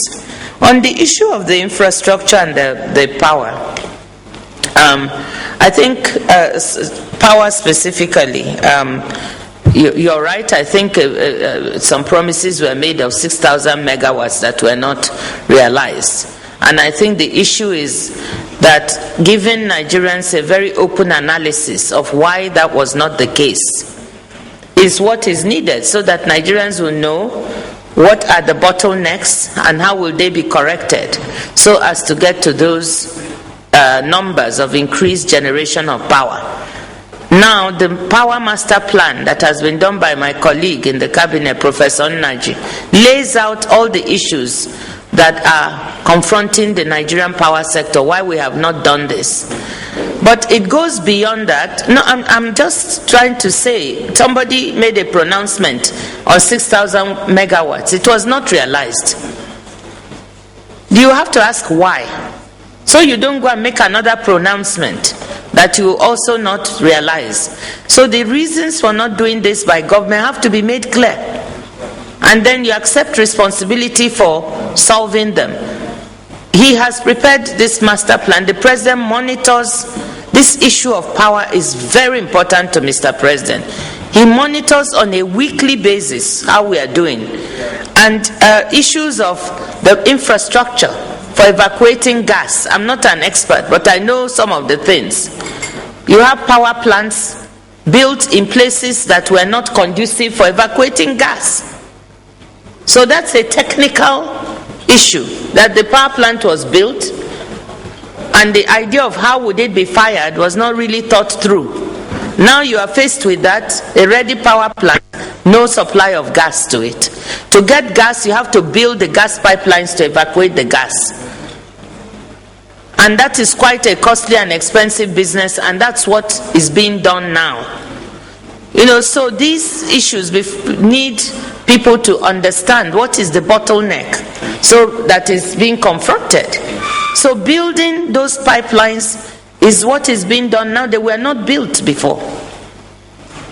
I'm just giving one example. The other thing is the sector needing to be restructured, because there are so many power losses along the way, and that is also being done. So whatever is in the master plan now, I think the minister is making some modest promises. And I understand steadying the power supply is first, stabilizing it, and then privatizing and restructuring the sector, and then investing in those pipelines and so on. That's what's being done, and I think that will give the answer. I have to rush. I think that was actually the last question. On some of the other things that have been done, I just want to okay. Let me leave it so that the Honorable Minister. Okay. On the other sector is also agriculture. But I've seen on your schedule, some of the states are not even put on this rice program. There are states that are not put on the rice program. Honorable, can we leave? Let's concentrate on this subsidy and measures, and please. Honorable James, please go ahead.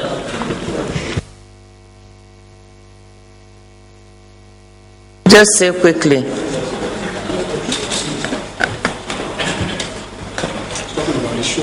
The shore program.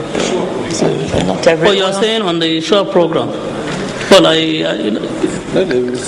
Well,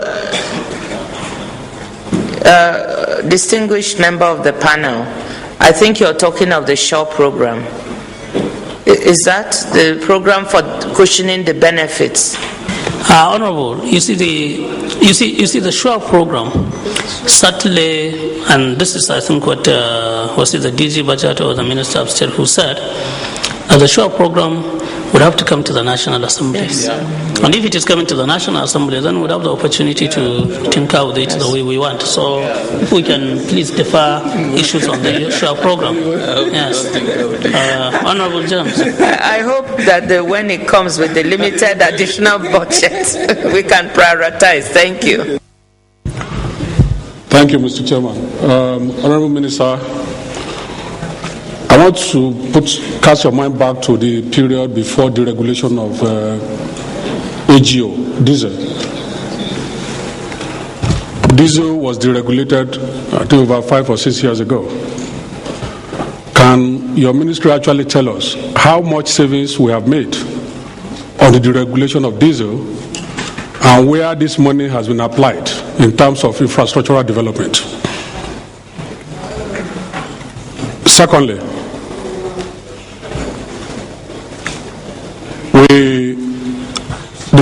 the average current price of crude is around $115 or so, and our budget for 2012, for example, is pegged at $70. To me, this means a simple difference of about $45 per barrel, if I'm correct. And this fund goes to the excess crude account, or is it what we call the sovereign wealth fund account? Is there a specific account for this sovereign wealth fund? I hope it's not the same thing as the virtual account that we were told. Is there a specific account for this sovereign wealth fund? If there is, what is the balance therein? And we want the bank statement of that account.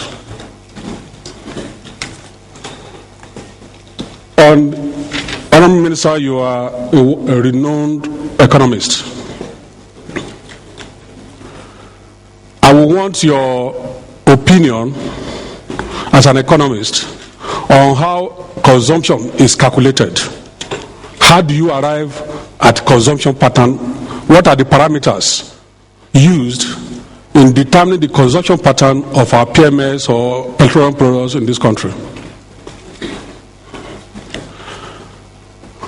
You have alluded to the fact that we currently sell our crude, the 445,000 barrels of crude, to NNPC at the international market price. This means to me that the country is already making profit of $45 on every barrel, which is saved, if I'm correct. We sell currently 445,000 barrels of crude to NNPC for domestic consumption at the international price. It means that we make an average of $45 per barrel, as it relates to our $70 on the budget. Are you with me, madam? I'm with you. Okay.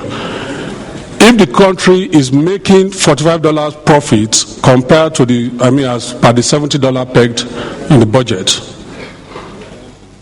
and then we are now asking that subsidy actually exists, what is this ratio of this profit that the country is making? I also want, in line with that too, what effect will it have on Nigerians and the Nigerian economy if the domestic consumption of the 445,000 barrels per day is sold to NNPC at the budgeted rate of the $70? What will be the effect to Nigerians? And then what will likely be the effect of the unit price of the refined products? Again,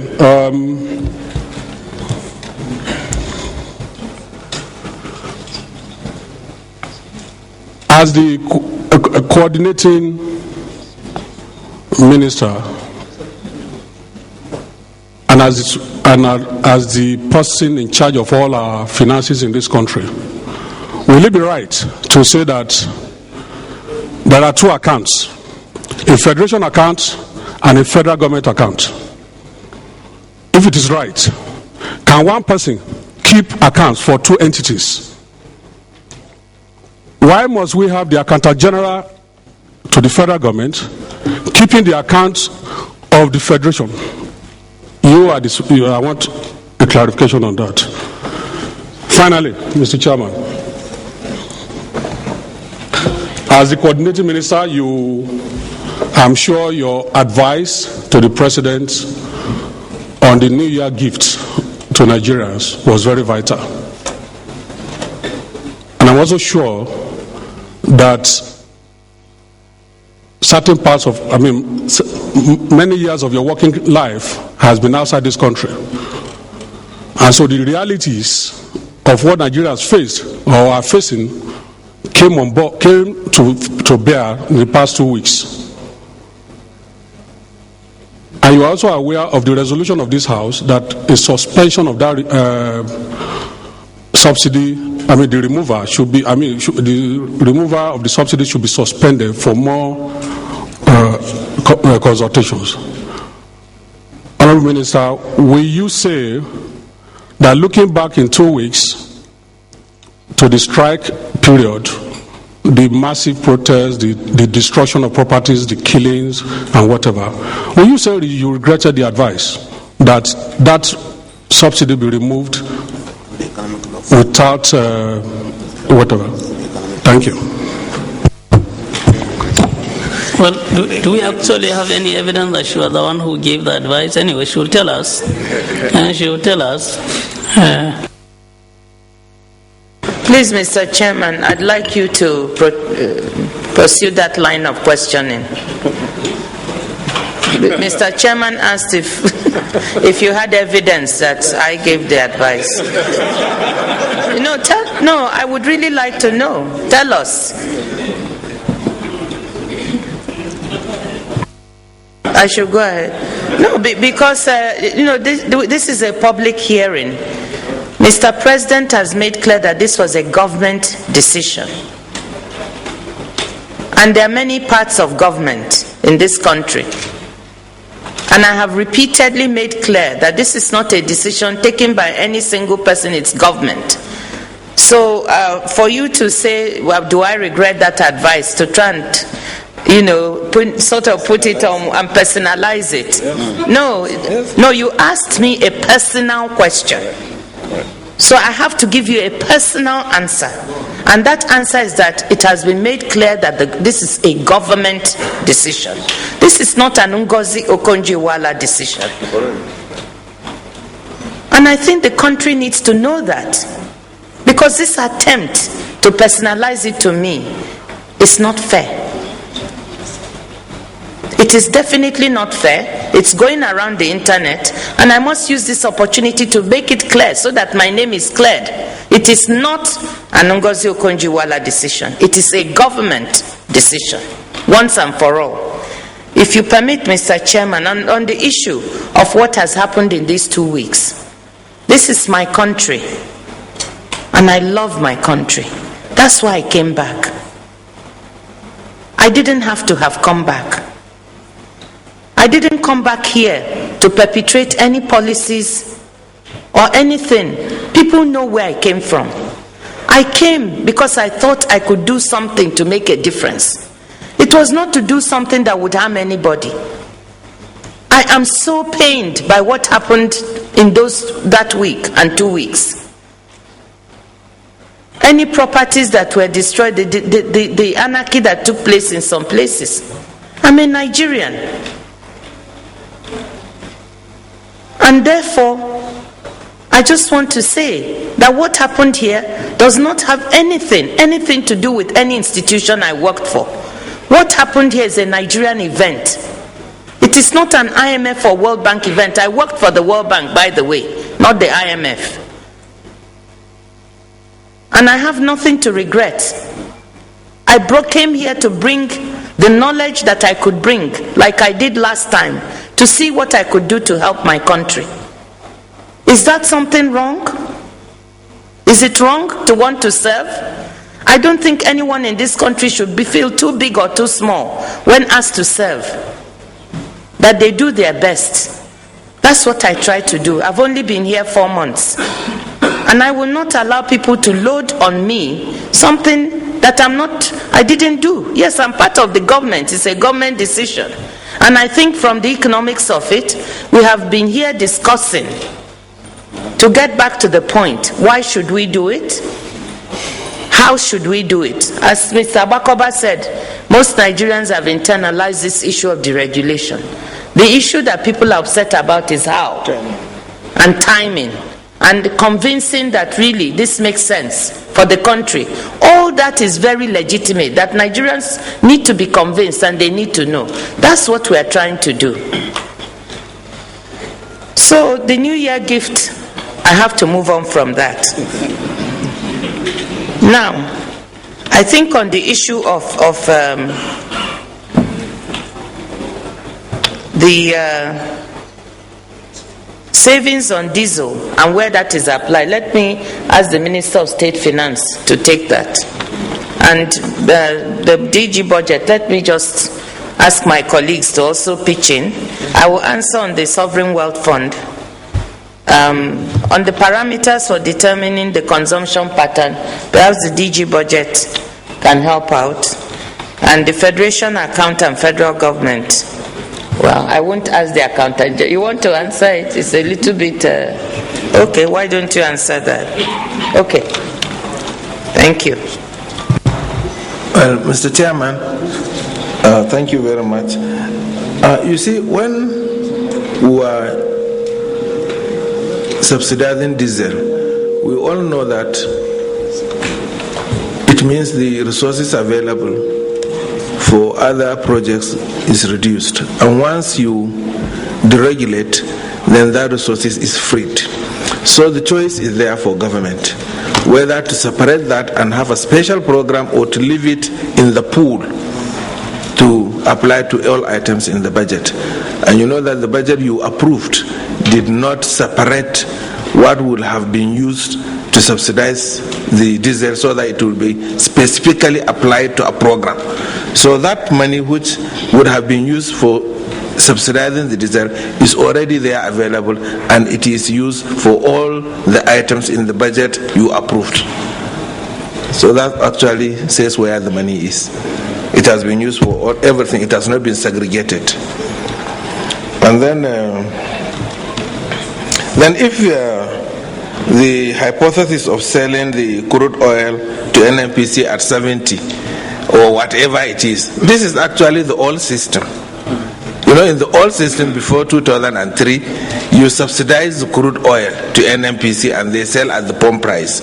And now you say, no, sell it at international, and then they now take the subsidy. So it is just like the indirect subsidy, and while what we are doing now is the direct subsidy. So whatever it is still subsidy, and you can still compute it. So it doesn't mean that there is no subsidy if you subsidize the crude oil. You are foregoing something. I think the others can answer the other questions. Budget. Thank you very much, Honorable Minister and Chairman and members.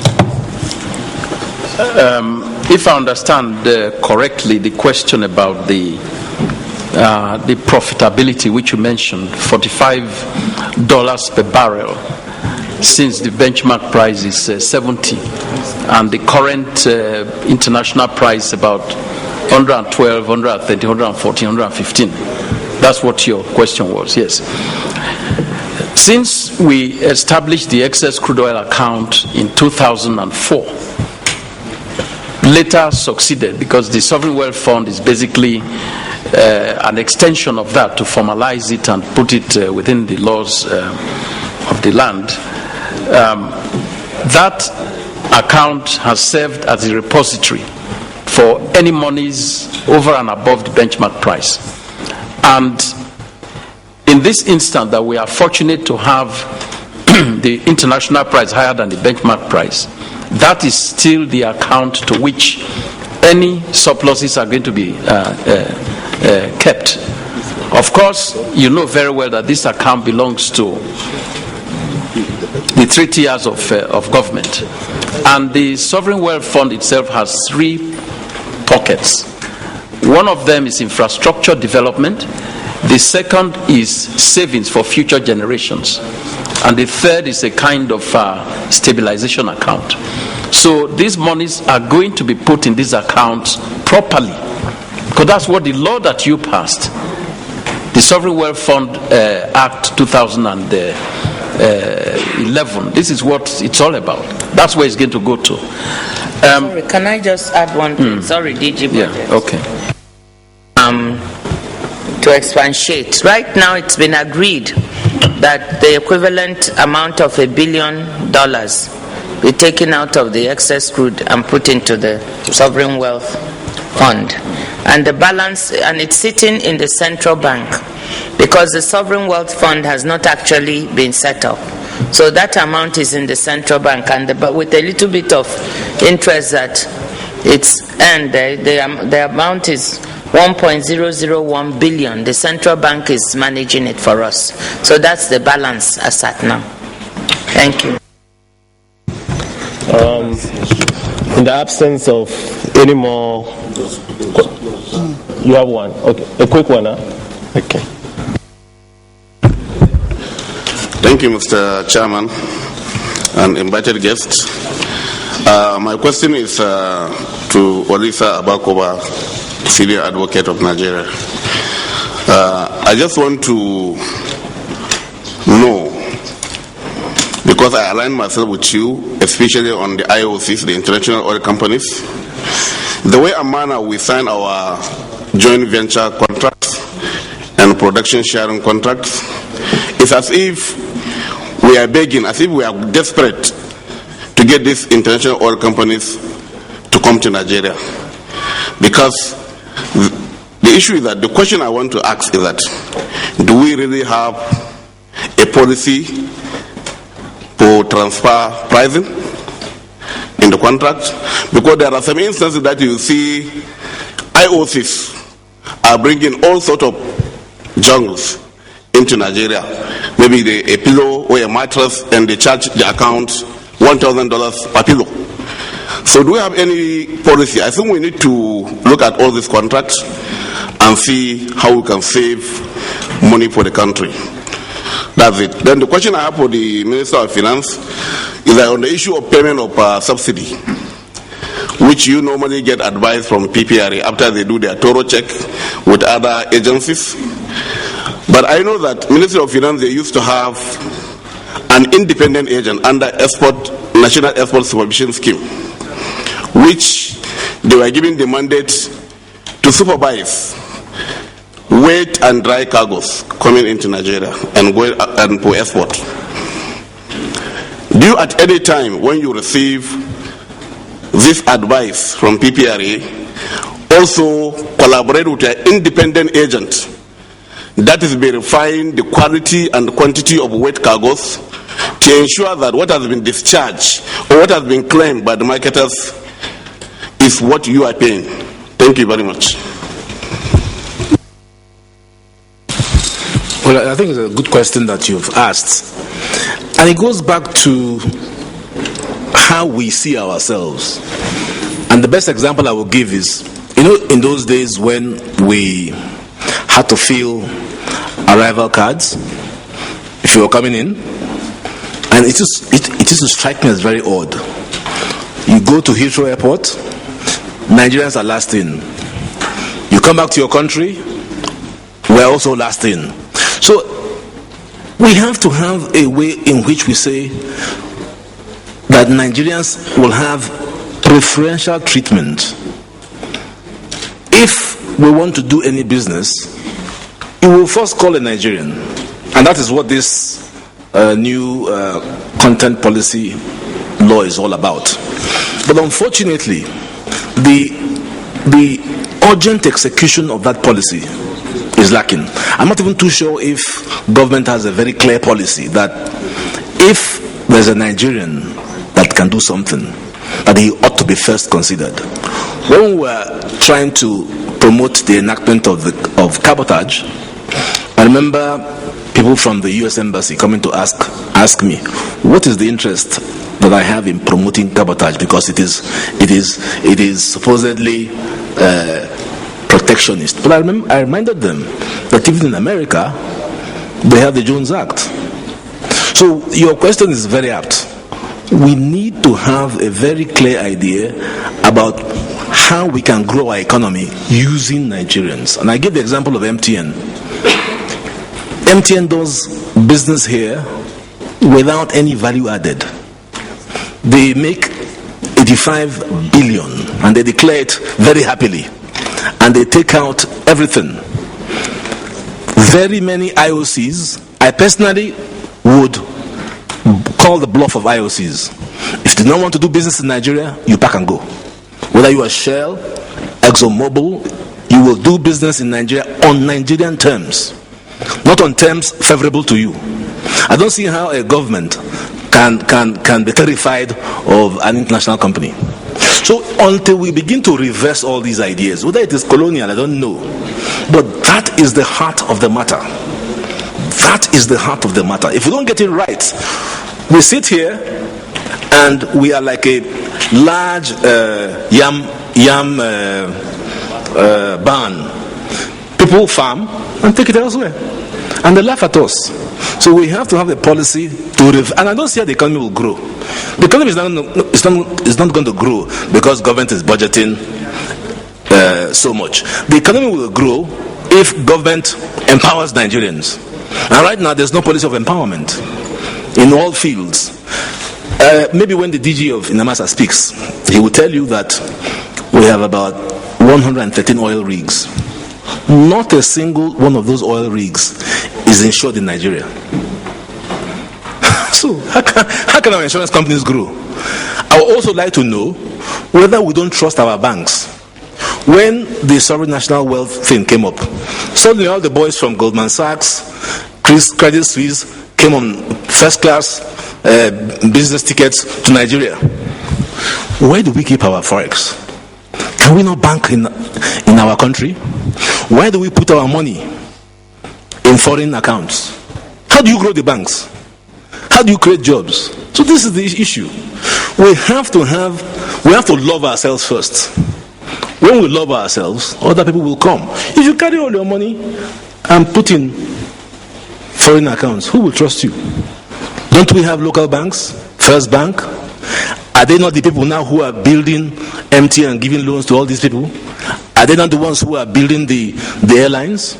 Is ARIC not borrowing money locally? So that is the dilemma. The dilemma is that the enabling environment to promote Nigerian business is not there. I can speak as a lawyer. When I was president of the Nigerian Bar Association, the president of the Law Society of England wanted to come here on a legal trade mission to exploit our markets, but they won't allow us to go there. WTO wants us to open our legal services market so that they can bring the international law firms here, but they won't allow us to go there. And I refused. In my time as MBA president, I refused to allow any law firm come here. So this is the thing. So in other sectors, if you have the same passionate spirit, it's not about just economic policy, the same passionate spirit, we will not allow people come here when we have Nigerians, because that is the same thing they do. Go and try and register as a shipping company in the US. You won't be allowed. I once had a client who came, a foreign client. They have 30 tugs, making a lot of money. They don't want to pay NIMASA. Then I said, okay, what's the problem? The law says you must do A, B, C, D to qualify as a Nigerian company. You don't want to do it.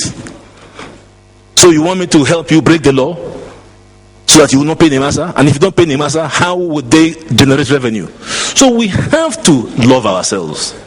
The government has to promote Nigerian businesses. That is the most important thing.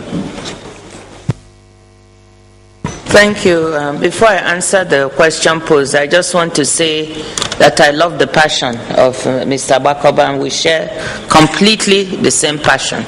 That's why I'm also here, because I believe that we have to develop our country ourselves.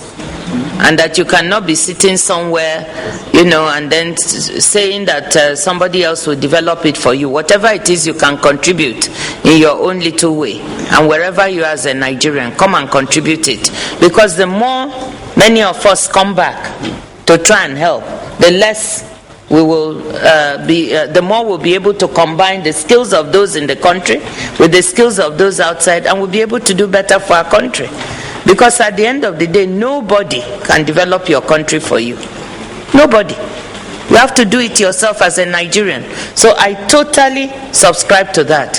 And we need to focus on where are we lacking in skills. For example, I talked about negotiating oil contracts. The skills for a lawyer that is versed in that are very scarce all over the world. And we should be focusing our attention on grooming some of our people to be able to do that. You are in maritime. How many of people in maritime who can do the kind of work you're doing do we have? So I agree with you. The more we can do that, the more we can checkmate all these practices that can take away resources from our country. So I just wanted to add that yes, Nigerians need to develop Nigeria, and I hope we can all work in a constructive way to do that and hold our country together. Now, to answer the question on the supervision, we do have these inspection agents, but they're inspecting export of crude. We don't yet have the inspection of the oil that is brought in, other than what we do with PPPRA, and we are at this point in time looking into it. We don't have it yet, so we can't compare independently. We are just reflecting on it because we have them inspecting export of crude, but not imports of refined oil. Thank you. Well, Honorable Minister, I actually have a lot of other questions, but we have 5 other agencies we have invited today, which we have not taken yet. The DPR is here, PPMC is here, Pengasan, Nimasa, and Sahara Oil. So what I will do is to give you a break. Just a break. We will resume some other time, not necessarily today, but by the time we are through and we need to refer back to you on other issues, we'll invite you back. But for now, I think we can allow you to take a little break. I want to thank you once again for your ever readiness to participate in whatever hearing organized by the National Assembly so that issues can be constructively discussed. You have we have engaged you in so many ways, and I must say that you have responded in a manner that this, the National Assembly anticipated. So I want to thank you very much for your participation in this public hearing. And like I said, I know that there are quite a number of issues that are still begging for answers to refer back to you. We have requested for a number of documents. Can we please, between now and Monday, get those documents, including the KPMG report? And when we do, we would have a special session with all the key stakeholders so that we deliberate on that report, the KPMG report. Would have you, would have the Minister of Petroleum, would have most of the key NNPC would be here, PPPRA would be here, so that the key issues contained in that report can be satisfactorily discussed and addressed. So with this, I would like to express our gratitude and thank you very much. May I also express the gratitude of this ad hoc committee to Olisa Abakoba. Once again, we are so proud of your ideas, and we are always enriched with your different perspectives on different issues. You have added value to this public hearing, and I want to thank you very much. And please, if you have further ideas between now to the end of this exercise, please avail us of those ideas. Once again, I want to thank you very much. May I now invite invite DPR. DPR was supposed to make a presentation yesterday. Please, I want to apologize that we had to defer your presentation today. You want to swear in again? You took an oath at the starting. I thought you wanted to... No, Honorable Chairman, I just wanted to say that we've handed over some documents to the committee already. Okay. Yes, we handed over a folder of documents. Yeah, and we will avail you of the report. Please. Yes, please. Thank you.